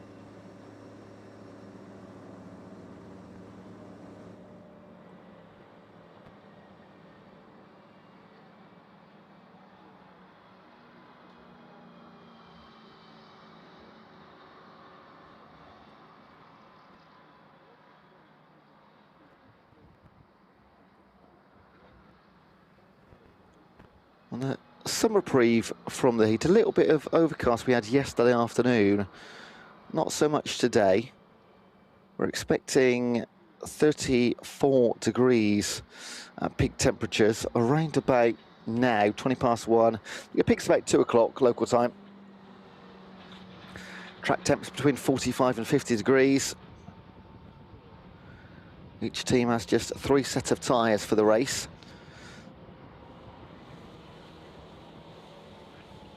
Now, for the quicker drivers, this will be a really frustrating delay because they rely on picking up those 3-4 seconds per lap over the rest of the field. None more so than Nicolas Prost, the only platinum driver on the track. No, he's not. Neil Yanni is, well, he's officially out on his outlap at the minute. Neil Yanni down in 28th position. They did qualify on pole, but it's not gone their way from the opening few corners. They lost a few seconds in sector number 1 and never stopped dropping down the field, unfortunately. But other than he, Nicolas Prost, platinum driver in second place right now for Kojimo.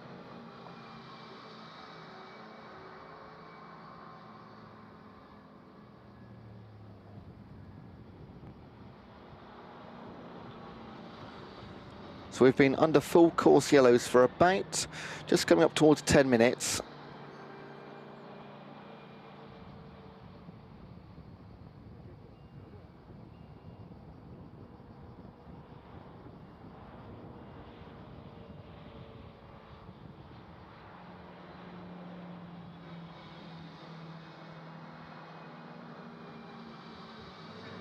Allez, on est dans les derniers instants de cette course sur le circuit du Mugello. On va retrouver Paul Trojani, qu'on connaît bien, on le disait, ancien champion en monoplace sur le calendrier Ultimate Cup Series, désormais pilote du DB Autosport by MB Performance. Paul, tu as effectué ton relais, tu as roulé un peu plus d'une heure, en deuxième position dans la hiérarchie ici sur cette voiture numéro 21. Vous êtes très bien placé à l'entame de cette dernière demi-heure.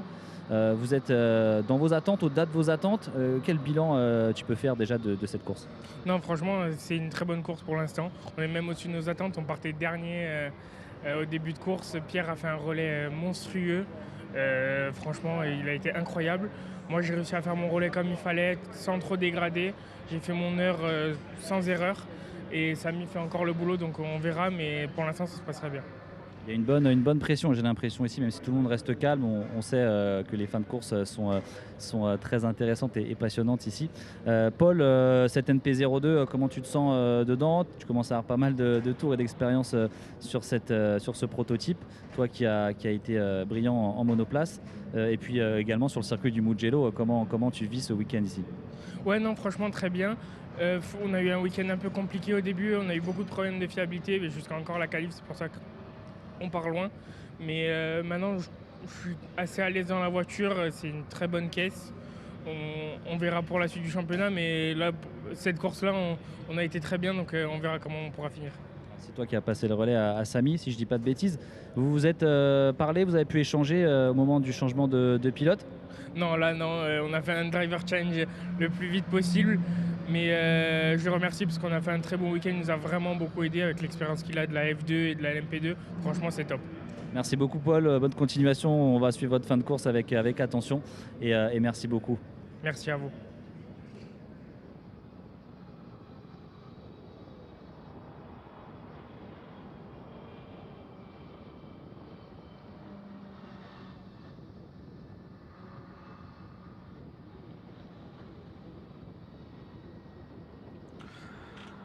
Now, under full course yellows 4.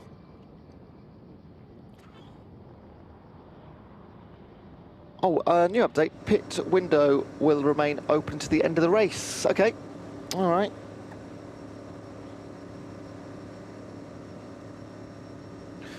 Under full course yellows, about 15 minutes now. I think we will get racing back in. There's still plenty of time. We've got 20 minutes until the end of this race.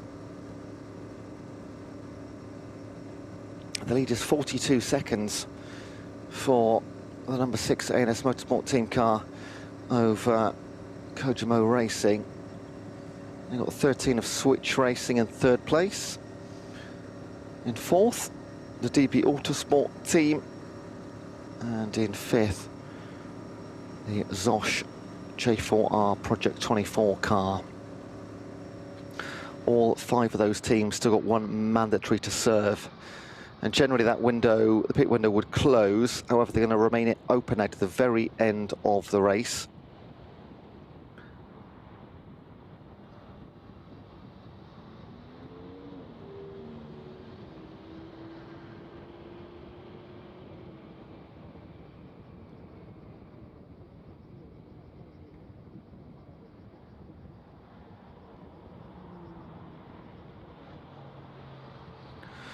Now, around 5 minutes ago, we saw the car in the grasp of our telehandler through the eyes of Alexei Stolskin.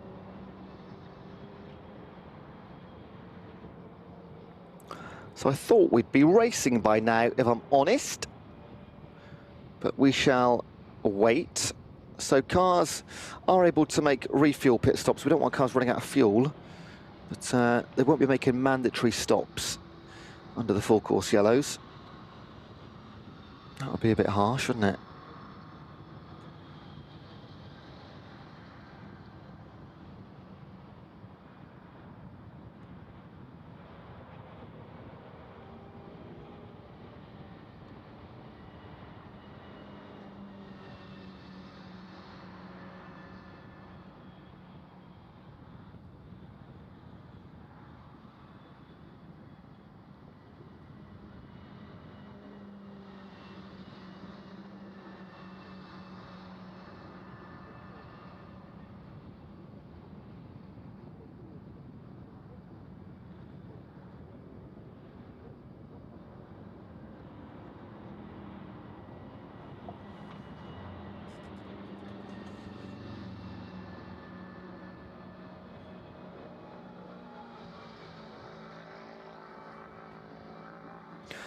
Across the course of the rest of the season, if we look ahead, we are 18 minutes away from the halfway point in the season. We've already been to Le Castellet, Magny-Cours and now Mugello. Next door we go to Spa-Francorchamps in 9 weeks' time in Belgium.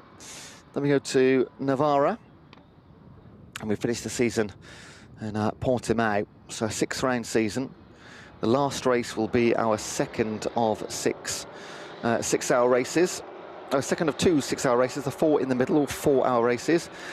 And you can hear the engines rev up again. We are racing for 17.5 minutes to bring us to halfway in our season and a close at Mugello. Right. We've got some racing to watch. Fantastic. I imagine we'll see some diving into the pit soon for the final mandatories. All but 23, 4, 5, 6, 7, 8, 9, 10. Around about 2/3 of cars have had all their mandatories. The top 6 in the standings are yet to complete, just one more to do. There's one car that still has 2 mandatories. They are halfway down the pack, and that is just going to get a little bit worse for them. Full course yellow procedure under investigation. All right, who was naughty? Who gained time under the full course yellows? Clearly, someone's been pointing fingers. Any news, I'll bring it to you ASAP. So here we are then, as predicted, pitting, starting.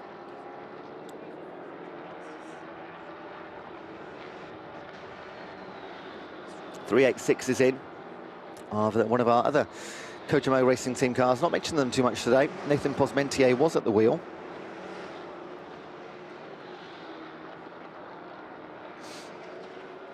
The number 6 is in, NS Motorsport. They are in, there they are. No driver change, just serving their balance penalty.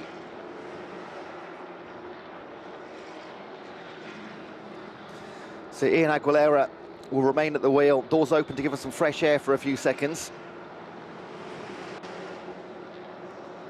Adrian Chia and Paco Wiesenberger have done their job for the time being. What a lovely slide onto the bonnet. Done that before. Nicolas Prost, Platinum driver in second, also comes in. Here we go. There's Nicolas Prost. Also seems to be no driver change. Just top of the water, please.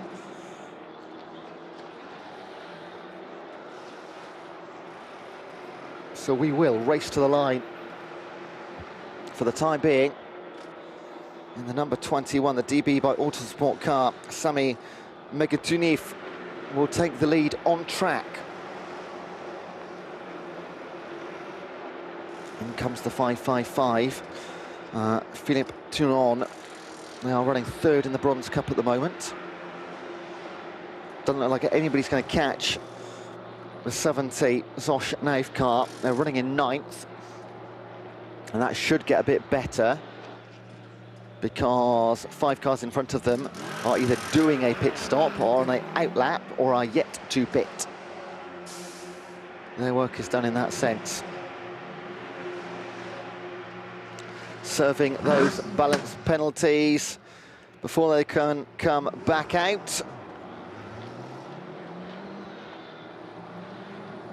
And it is now foot down for about 14 minutes for Ian Aguilera and the number 6 ANS Motorsport car.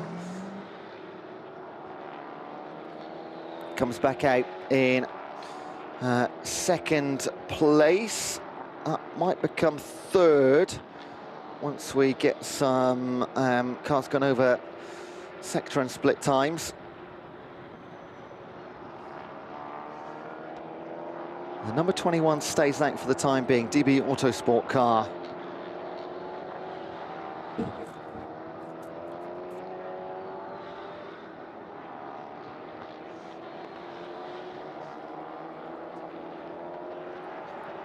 Still your absolute hot favourite, ANS, right there in traffic, as they have been all day long, every car.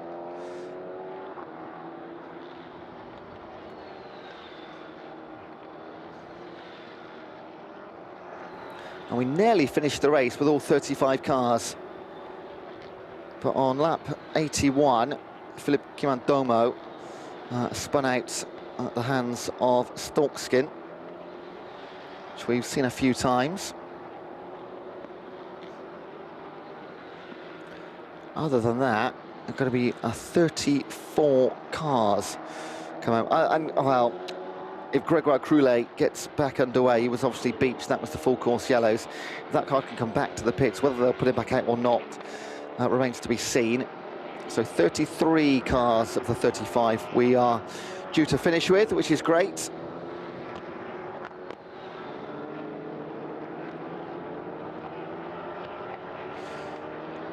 So a glance at your leader there in the 21 DB Autosport team, but there's your real leader, let's say.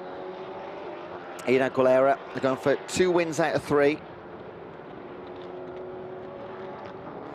Round 1 at Le Castellet, and now round 3 at Mugello. Took a 9th place in between at Magny-Cours. They will go into the summer break with a wonderful lead in the championship.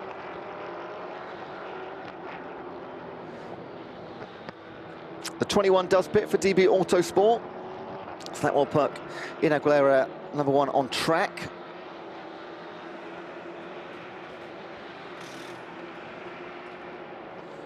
'23 Events Racing Team also in the pits, as are the Switch Racing Team.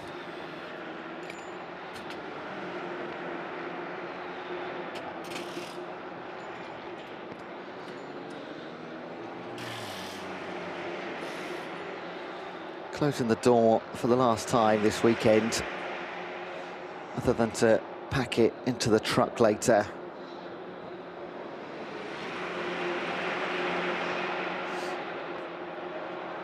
Currently in 13th, the 23 Events Racing Team car number 27.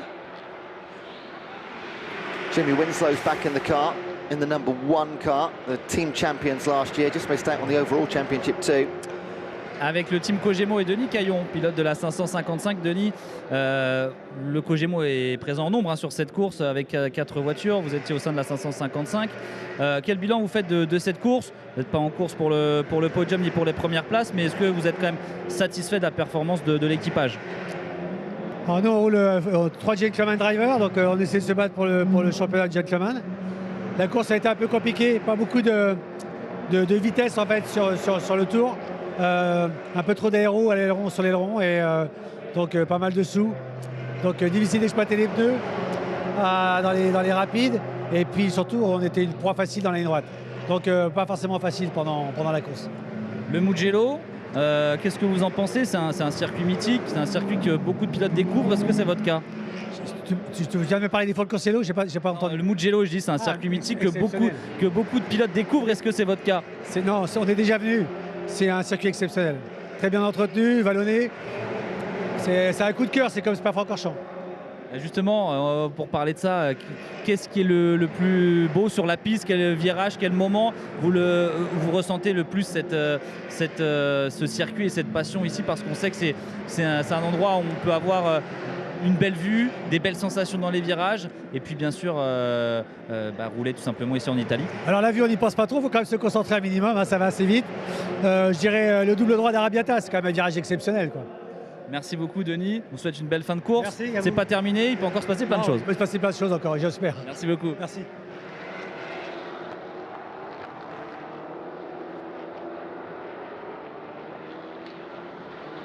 Final 10 minutes, or final 9 minutes in fact.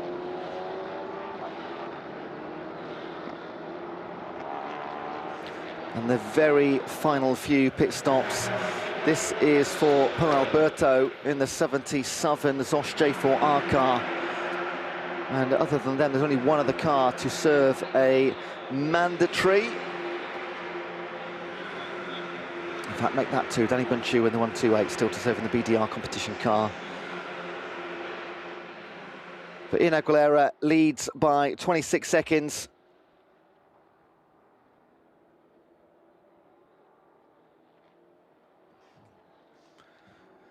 And it doesn't look like anything can deny them. Yesterday, if you missed it, in the Kennel GT Endurance Cup, we had, with about 25 laps to go, sorry, 25 minutes to go, we had a leader by 55 seconds, and they were pipped on the line by a tenth of a second. Sprint finish at the final corner on the final lap to take the win. Absolutely incredible. That is not going to be the case here, because currently Ian Aguilera is lapping quicker than Nicolas Prost. So extending the lead. And Prost has a lead of, 12 seconds over William Vermont in the 57 SKR Performance by Graf Racing car. So they'll move up they'll get their second consecutive podium actually, if they finish in third place. 9th at Le Castellet. And third step of the podium at Magny-Cours. So they will jump up potentially to fourth place in the championship. Just doing some really quick maths in my head.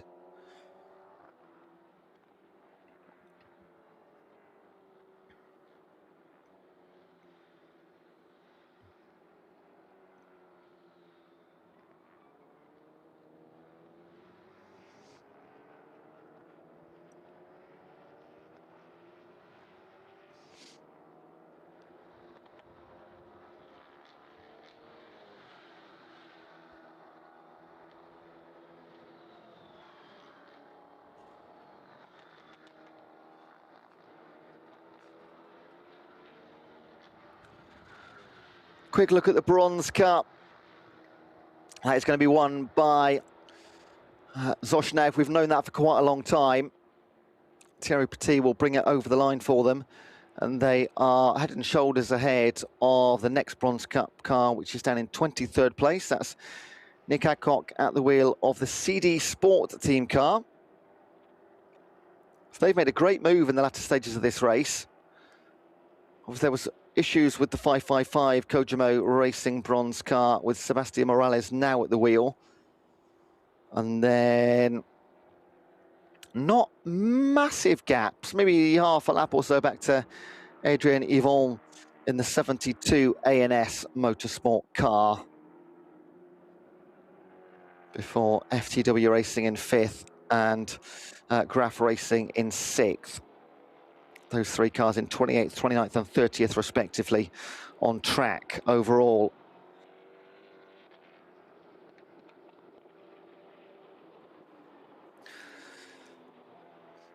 So all mandatories in the top 20 now complete. There's a couple of stragglers right at the end. In fact, it's just one car that has got one mandatory. Down in 25th, it's car number 24, one of our ANS teams.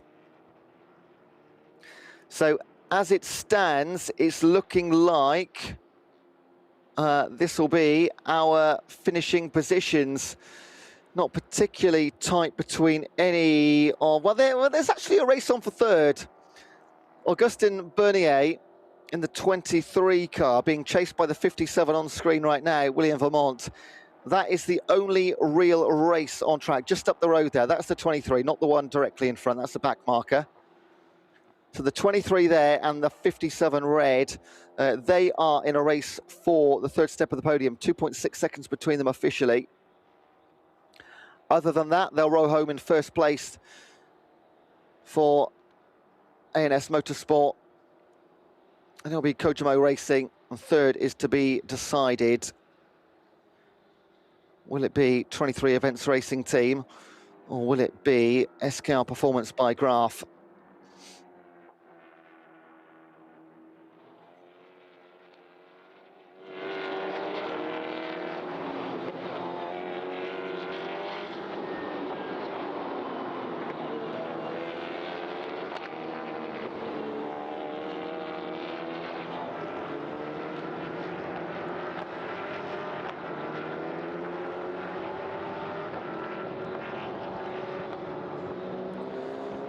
Rounding out your top five, Sami Migtunif in the 21 DB Autosport team car.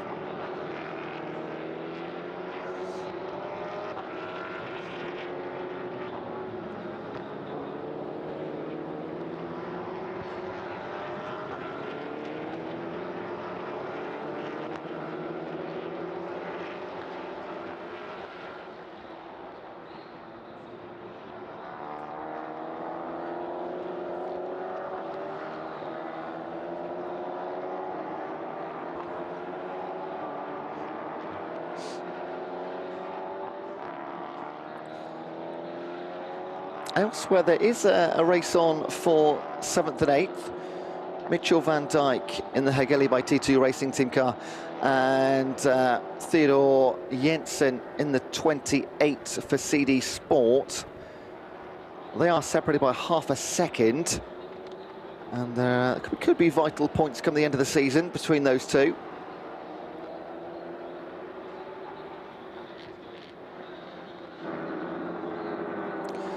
That race is still on for third.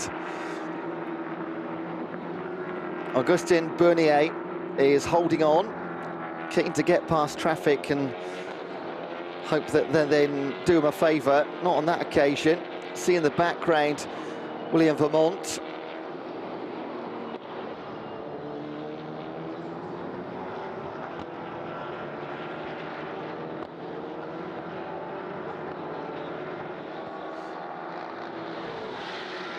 So this is probably the race we'll watch towards the end of the lap now, or end of the race. That is a lot of traffic in front of Augustin Bernier. He's a silver driver, behind him chasing Vermont is a bronze. He should, in theory, have the better of him anyway. But the more gaps you can put between them, the better.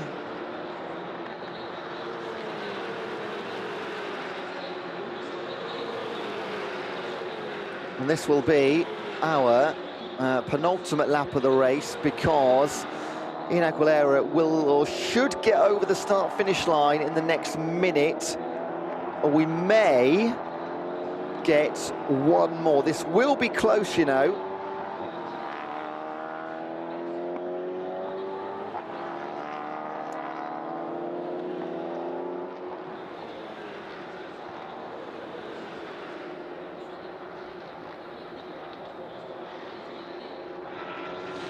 There's your leader. Will he cross the line in the next 29 seconds?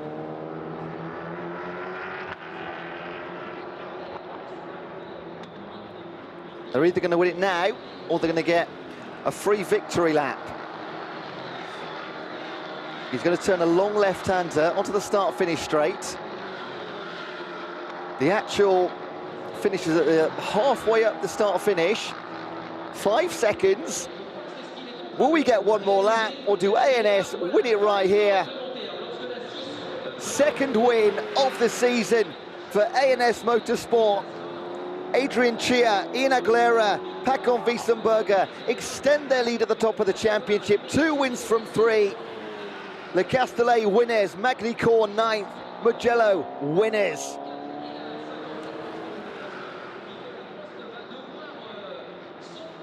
Timed to perfection by our championship leaders.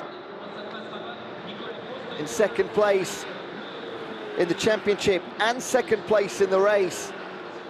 Nicolas Prost will bring home the Contremoe Racing Team car.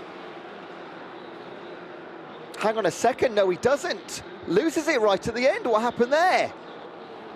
Augustin Bernier, unless there's a penalty that wasn't spotted, but Augustin Bernier in the 23, who was trying to fend off William Vermont, will pick up second place ahead of Nicolas Prost. And that will have ramifications for the championship, because those 2 cars, the A&S and the Contremoe team, they were top 2 in the championship. They'll remain that way, but it will just mean a few more points between them. Well, we were so fascinated by Ian Aguilera bringing it home, and there was only on the last lap a 3-second difference between the 2 cars. I'll need to find out what happened there. There must have been a penalty added to Nicolas Prost's time, or at least the car's time crossing the line, because he was comfortably out in front. Right, picking up some dirt and some dust on the outside of the track, and having a victory cool-down lap for the A&S Motorsport team. Ian Aguilera, the Mexican, brought it home for the French outfit.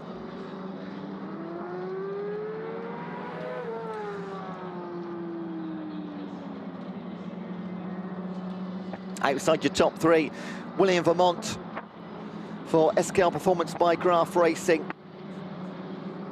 They'll improve their standing of 7th in the championship. Sami Megatunev in the 21 for DB Autosport brings home 5th place. Mitchell van Dijk 6th in the 66 car for Hallyday by T2 Racing. They led on a couple of occasions. 7th for Theodore Jensen, bringing home the car number 28 CD Sport. Jonathan Thomas in the M Racing 68. Jimmy Winslow in the number 1 car, last year's team champions, in 9th for 23 Events Racing team, to go with their 2nd place finish for Augustin Bernier and his teammates. And rounding out the top 10, Martin Lackerman in the 99 car, Naguti competition by M Racing.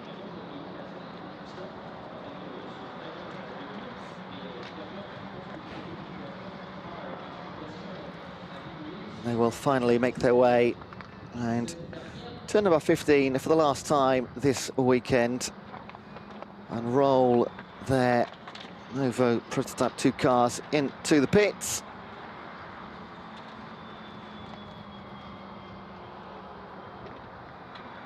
And for some, a very successful weekend. For others, an opportunity missed.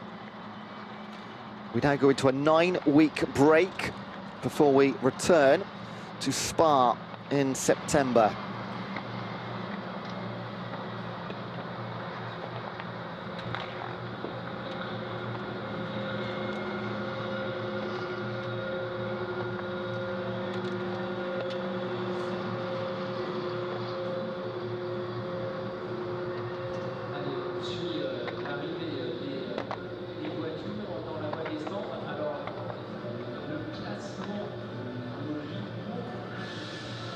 Four hours goes in a flash, doesn't it?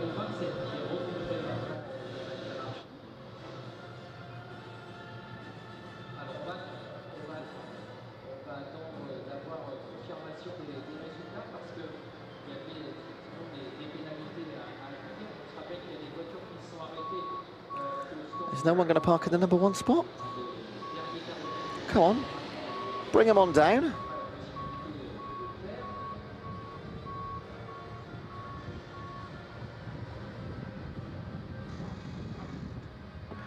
Hopefully we'll get a couple of chats with a few of the drivers. Here we go.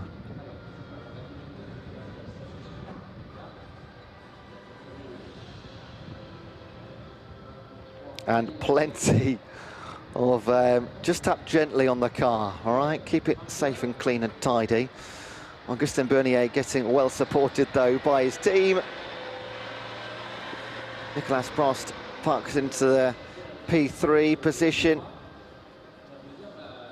And Ian Aguilera and his teammates will drop into the number 1 and celebrate a second victory of the season. That's the Kojimo cars. He brought 4 of them.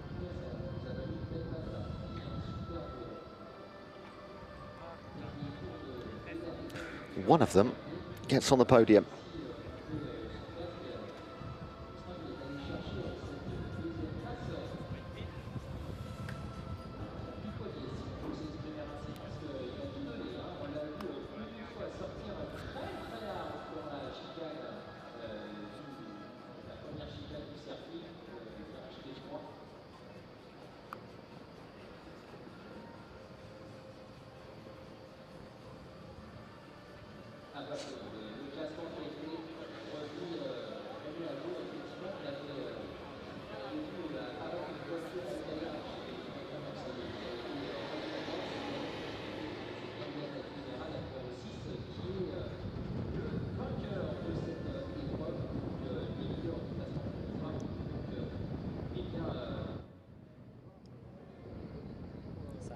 You hear that breeze picking up there, can't you?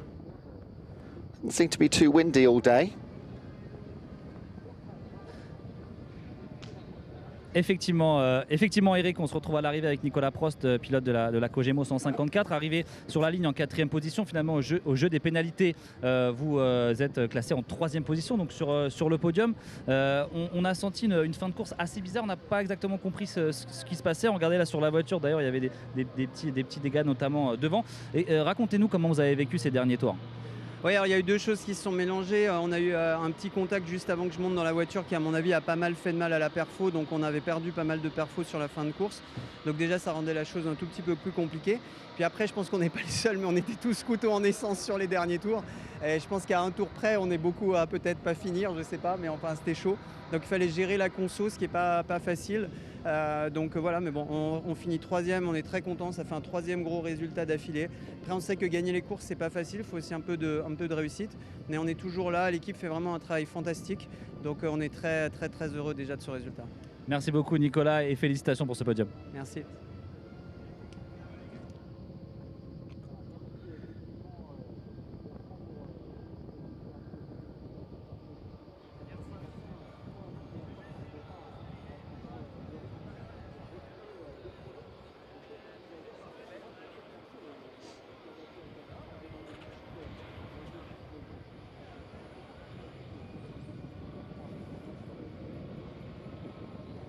Oui, tout à fait. Yann Aguilera, on va faire l'interview en anglais, s'il vous plaît. Very good job. Another wins this season for you. You keep the lead of the championship. You were at the P20 on the grid. Now you're in the first place. How you feel right now? I'm very happy. The car was amazing, and I mean to do it from P20 all the way to P1. I mean, what a comeback! Super happy with the team and my teammates. And couldn't have asked for a better result, so let's celebrate now.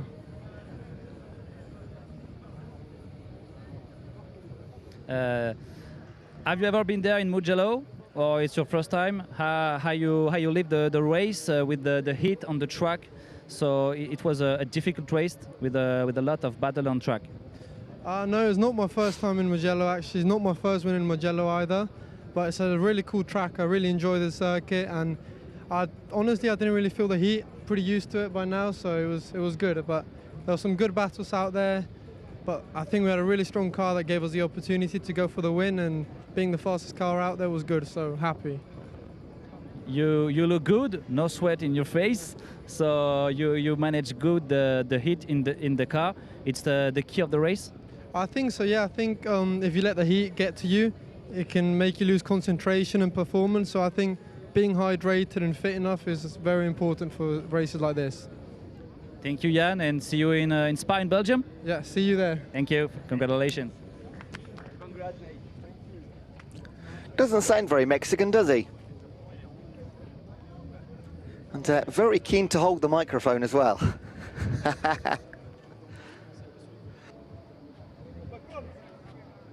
So great to hear from our leading drivers. Aguilera brought it home for Chia and Wiesenberger. Great young team.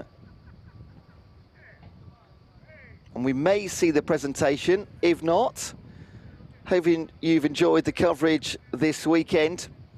Round 3 of the European Endurance Prototype Cup, part of our Ultimate Cup European Series weekend. We've reached the halfway point in the season. In 9 weeks, we go to Spa.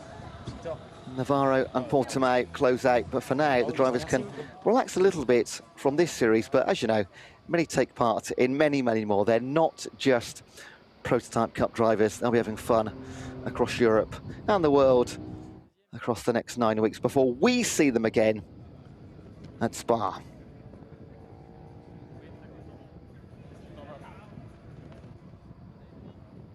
Alors, entendez, je suis avec Augustin Bernier. Allez, on est là. Allez, on retrouve du coup la voiture numéro 23, deuxième sur la grille, après une fin de course complètement folle. Augustin Bernier avec moi. Augustin, ça s'est joué dans les derniers tours pour ce podium. Une course encore une fois passionnante dans un décor de rêve ici au Mugello. Quelle est votre sensation actuellement? Ouais, super bon feeling, ça fait du bien d'être de retour sur le podium. On avait marqué notre seul podium l'année dernière ici. Donc c'est trop bien d'être de retour sur le podium, ça fait du bien. Et vraiment un super stint, super job des gars, l'équipe, la fiabilité au top tout le week-end. Et la voiture était franchement formidable. Vous avez opéré une stratégie plutôt discrète et vous êtes arrivé vraiment dans le coup sur la fin de course. C'était volontaire ou vous avez dû un petit peu adapter votre stratégie tout au long de la course? Ouais, on a fait nos mandatories assez tôt dans la course. Donc c'est souvent notre stratégie là depuis le début de l'année. Et à la fin, on s'en est bien sorti grâce au full coursiello. On a pu éviter le dernier stop fuel. Donc ça l'a fait en P2, mais sinon ça aurait été dur pour le podium, je pense. Félicitations à vous et à vos coéquipiers, à tout le team. Vous avez fait un super boulot. On se voit du côté de Spa en Belgique? Ouais, j'ai trop hâte. Incroyable Spa. Merci beaucoup. Merci.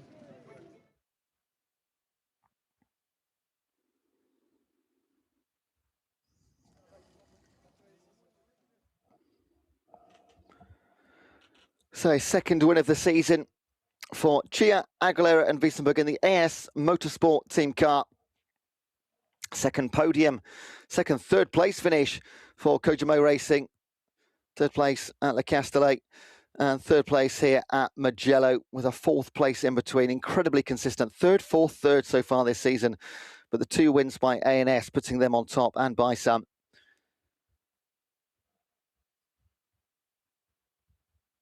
Second place for 23 Events Racing Team. They started the day in 11th in the championship, 6 places behind their sister team of the number 1 car, James Winslow and Harry Hannum in that one today, not Geshev. But they will jump up the standings and go somewhere near their sister car. They were provisionally about 12 points down on them. So that'll be friendly rivalry in the garage of the 23 Events Racing team. And the Bronze Cup, let's give a mention to the Bronze Cup again. Cervez and Petit in the Zosch Nauf car, leading by a really good distance in that competition. They looked good all day long. Their competitors that were close sadly lost almost all power around about an hour to go, which has solidified the win in the Bronze Cup for Zosch Nauf. Second place in the bronze, Jensen and Adcock in the car number 30 CD Sport, and they finished only 3.7 seconds ahead of the 555 Kojimo Racing Team car. Plenty of action throughout the day. That was the incident between the number 10 CD Sport team just being tapped on the bottom by the 95 of Sazelcom Racing. And other than that, no safety car today, a couple of full course yellows, but it was kept pretty tidy, to be honest. And it's not always the case. If you go back to race number 1, a huge safety car, we actually finished the race early under safety car red flag conditions. But none of that today in the beauty, the heat and the picturesque Tuscan countryside around Mugello. A fabulous track, full of elevation changes.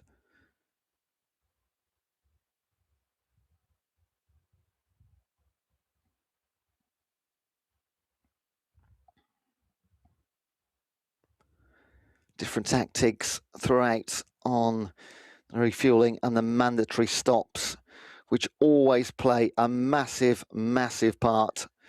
And there was a penalty. You heard Nicolas Prost. The one word I picked up was penalty at the end.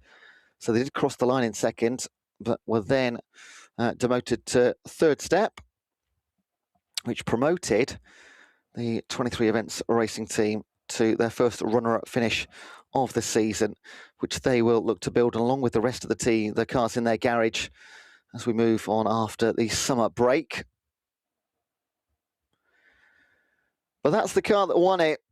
Chia, Aguilera, Wiesenberger. They were within a couple of seconds of having to do one more lap, but they cut that short for us. 2 wins out of 3. And looking pretty dominant in the European Endurance Prototype Cup season for 2026.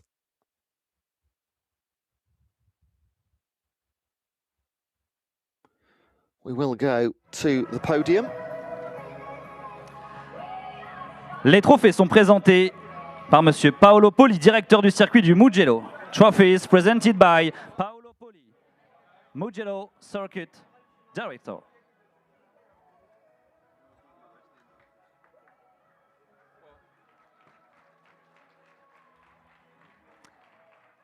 In second place, à la deuxième place, car number 30, Fantastic la awards, voiture aren't they? numéro 30, le team CD Sport, Michael Jensen et Nick Adcock.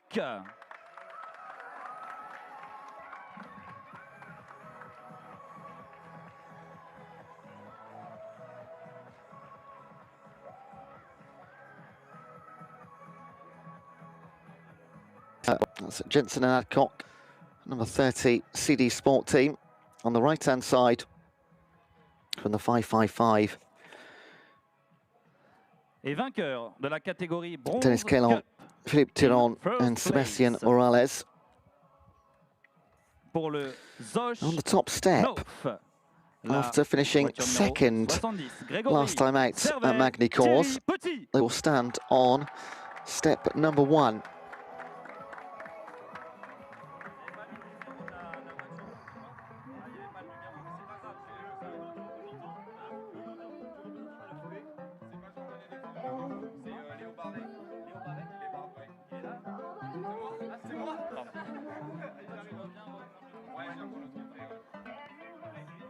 Et également sur le podium, nous allons accueillir le représentant du team Zosch Knopf, Léo Barret.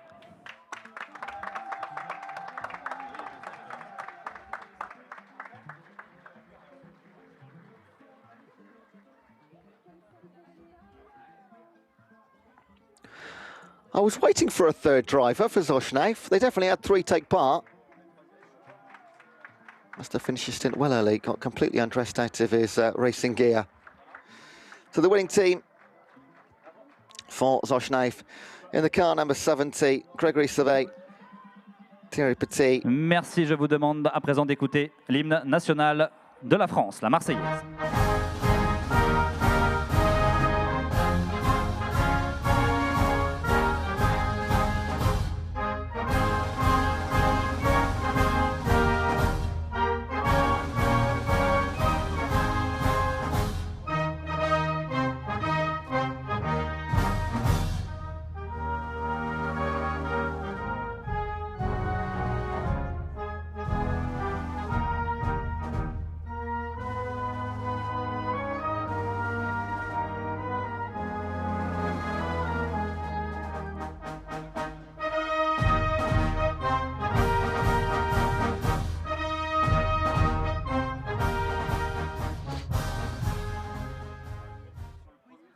Un maximum d'applaudissements s'il vous plaît pour le podium Bronze Cup. And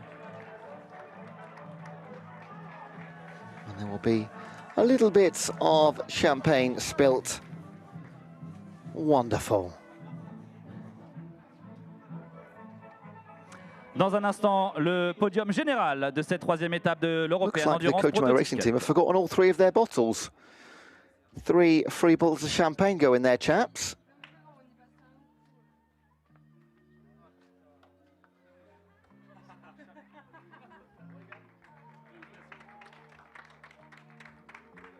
Ah, no.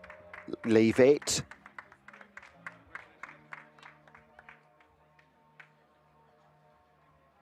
Saves a few quid for the series, doesn't it?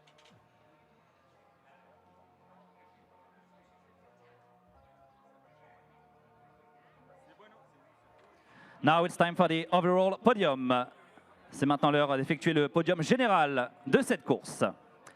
In third place, à la troisième place, car number 154, la voiture numéro 154 pour le team Kojima Racing Team, Erwin Creed, Stéphane Tribodini, Nicolas Prost.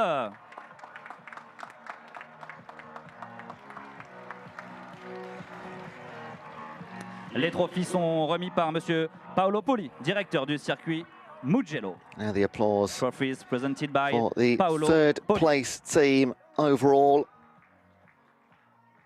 Crossing the line in second, but they will be finishing in third. The Kojima Racing Team. In second place, of à la Erwin deuxième Creed, place, Stéphane Tribodini car number and Nicolas 23, Prost. la voiture numéro 23 pour l'équipe 23 Evans Racing. Arlan Boulin, Gilles Herriot Solidifying et their position of Augustin Bernier. second in the championship. Next up, 23 Events Racing Team. Car number 23 of Adrien Boulin, Gilles Herriot and Augustin Bernier. An incredibly well-timed race. To be perfectly honest, they weren't really in the hunt for the podium until about the last hour or so. D'accueillir sous un tonnerre d'applaudissements les started to fall vainqueurs de into cette place. troisième course de la saison de l'European Endurance Prototype Cup. In first place, à la première place, car number 6, la voiture numéro 6 pour le team ANS Motorsport, Adrien joined in the Schiller, top 10 by Yann their number Aguilera 1 car. et Pacôme Wessenburger. And your winners Accompagné for the second de time leur this season. représentant Pierre Ravagnier. ANS Motorsport with Adrien Schiller, Ian Aguilera and Pacon Wiesenberg. Talk about timing things to perfection. From about an hour and a half out, it looked to be going particularly well. You spotted it. And in the end, it was a 32-second win.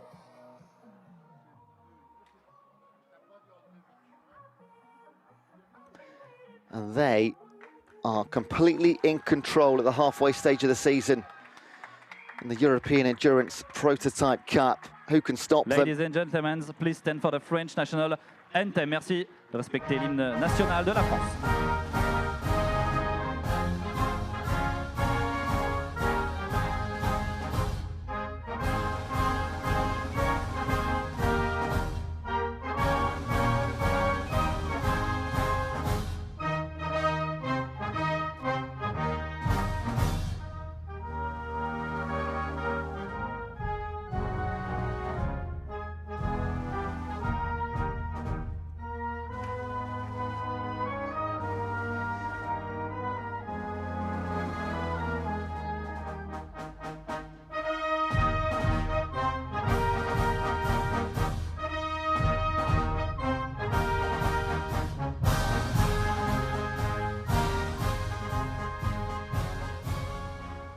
Je vous demande de les applaudir, s'il vous plaît, le podium général de cette troisième étape de l'European Endurance Prototype Cup. And more celebrations Champagne, with the messieurs. champagne. I'm sure they'll all be used up this time. Nothing going spare. And that is it for Mugello. Your winners for the second time this season, ANS Motorsport. 2 wins from 3. and very much Merci on top à tous les pilotes, à toutes in the les équipes championship leaderboard. qui nous ont fait Well vibrer done, pendant guys. cette troisième Adrian course Chillier, de la Ian saison. Aguilera, and Pacon Wiesenberger. Well, Et on se donne celebrate rendez-vous into the pour, Sunday night tout here le at paddock Mugello. de l'European Endurance Prototype Cup sur le circuit de Spa-Francorchamps au mois de It is septembre prochain. very Merci à well tous. deserved. We come back in 9 weeks' time for round number 4 at Spa-Francorchamps. We hope you've enjoyed the coverage, and we will see you then.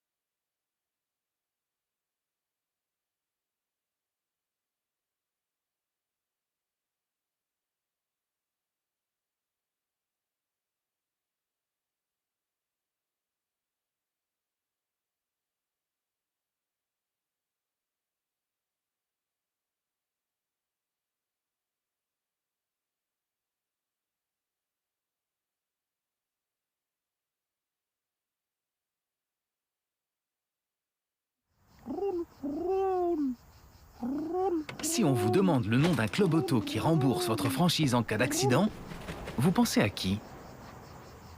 Roule prend le relais là où votre assurance auto s'arrête. Roule, le premier club auto qui profite à tous, à condition de ne pas passer à côté.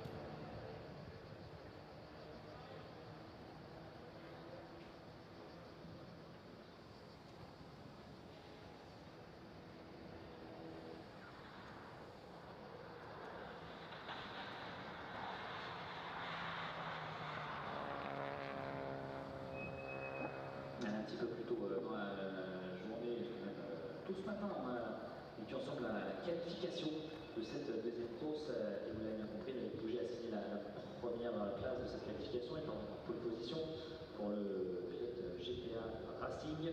D'ailleurs, en parlant des équipes, il y a un point en ce qui concerne le classement par équipe.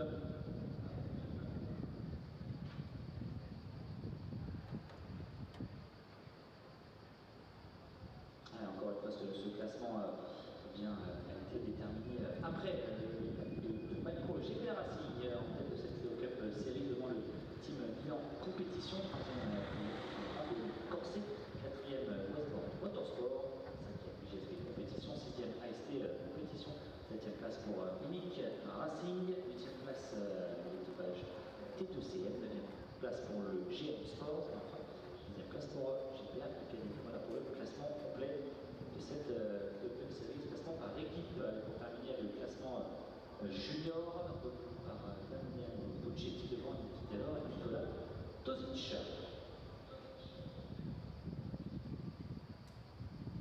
Il y a également deux autres catégories sur cette Cup série, la catégorie Challenger, dominée après Manico par Aurélien Renet, et la catégorie Gentleman, dominée après Manico encore une fois par le pilote Or.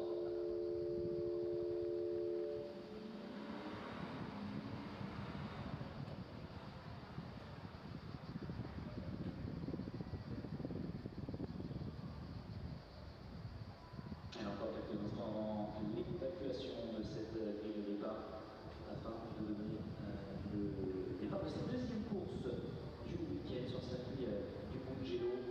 35 voitures au départ dans quelques instants.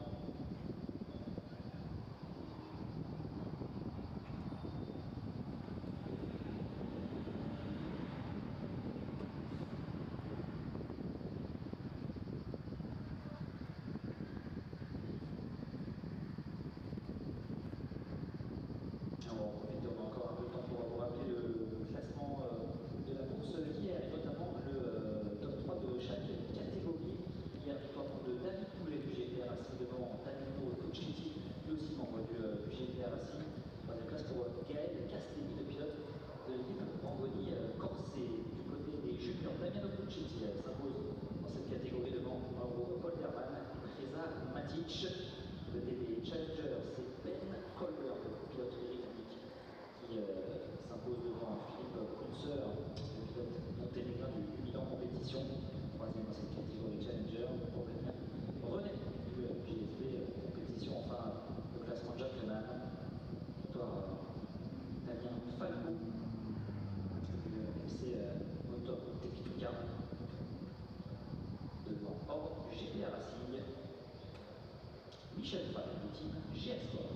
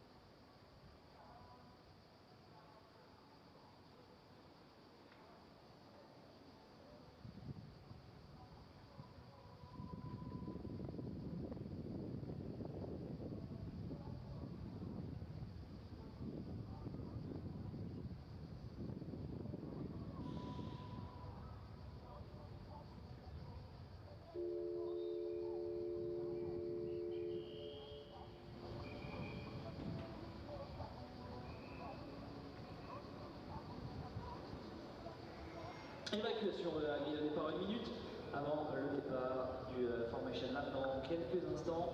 Et derrière le départ de cette course pour 25 minutes plus 2 tours. Le circuit du Mugello, 5 km 245, 15 virages. Et la victoire au bout de ces 25 minutes plus un tour.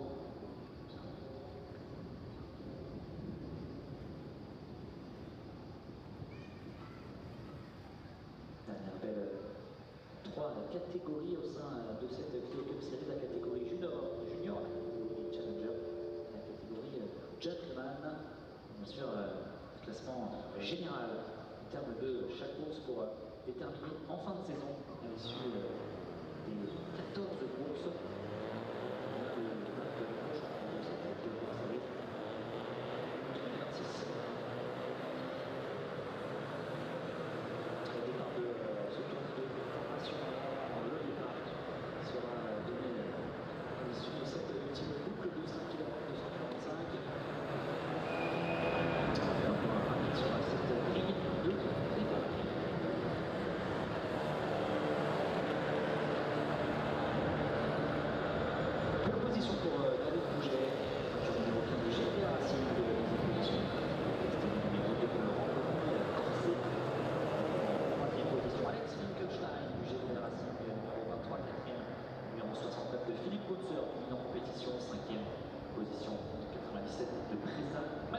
de la motorsport.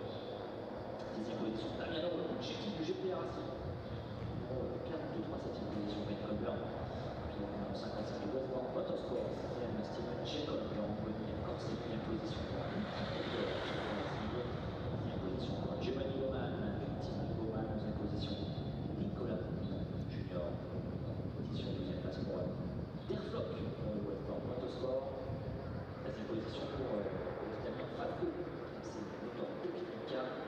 4e position Andreas Stucchi pour le Stucchi Motorsport. 15e position Daniel Lamar pour le GT 16e position Belgian Kids, GT Racing. 7e position pour Ligier, 18e position. 18e position.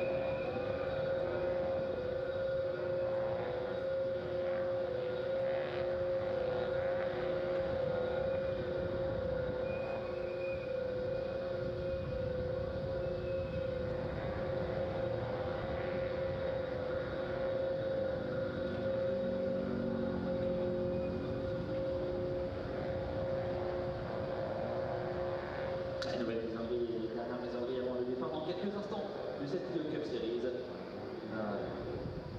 Mais cette fin de meeting se prenne sur le circuit italien.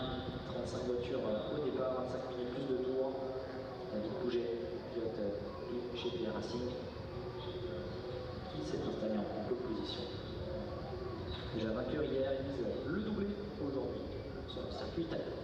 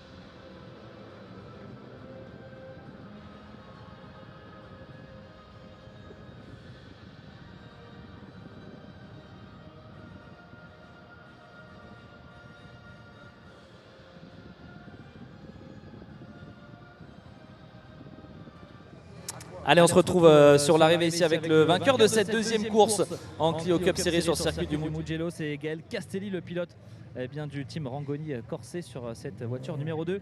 Gaël, deuxième victoire de la saison pour vous. Une victoire qui fait du bien, surtout ici sur un circuit mythique comme le Mugello.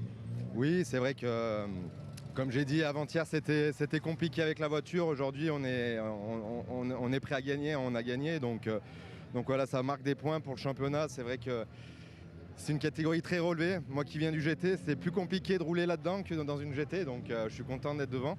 Et puis voilà, écoutez, hein, on a fait une belle course avec David, avec du respect. C'est ce qui compte. Félicitations encore une fois. Bon, deuxième victoire, vous marquez des gros points. Vous vous relancez également dans la course au niveau du championnat. Il reste 6 courses. La saison est encore longue. Quelles sont vos ambitions à présent et vos ambitions, quelles étaient-elles au début de saison? Les ambitions, c'est toujours les mêmes, hein, c'est de gagner. Si on est là, c'est pour gagner, c'est pas pour faire autre chose. Donc écoutez, je suis très content. Avec le team, ça se passe super bien. Ils connaissent la voiture à 100%. Ici, on est en Italie. Il fallait que je gagne une course en Italie parce que pour eux, pour les remercier de tout ce qu'ils font pour moi. Donc voilà, je suis content. Merci beaucoup. On se retrouve au podium dans quelques instants. Voilà pour cette dernière course du week-end sur ce meeting sur le circuit du Mugello avec la Clio Cup Series qui nous a encore gratifié d'une superbe course. Merci à tous de nous avoir suivis sur le circuit du Mugello. On se retrouve d'ici le mois de septembre pour un tout nouveau meeting sur le circuit de Spa-Francorchamps. Cette fois, merci à tous de nous avoir suivis et à très bientôt. Merci, au revoir.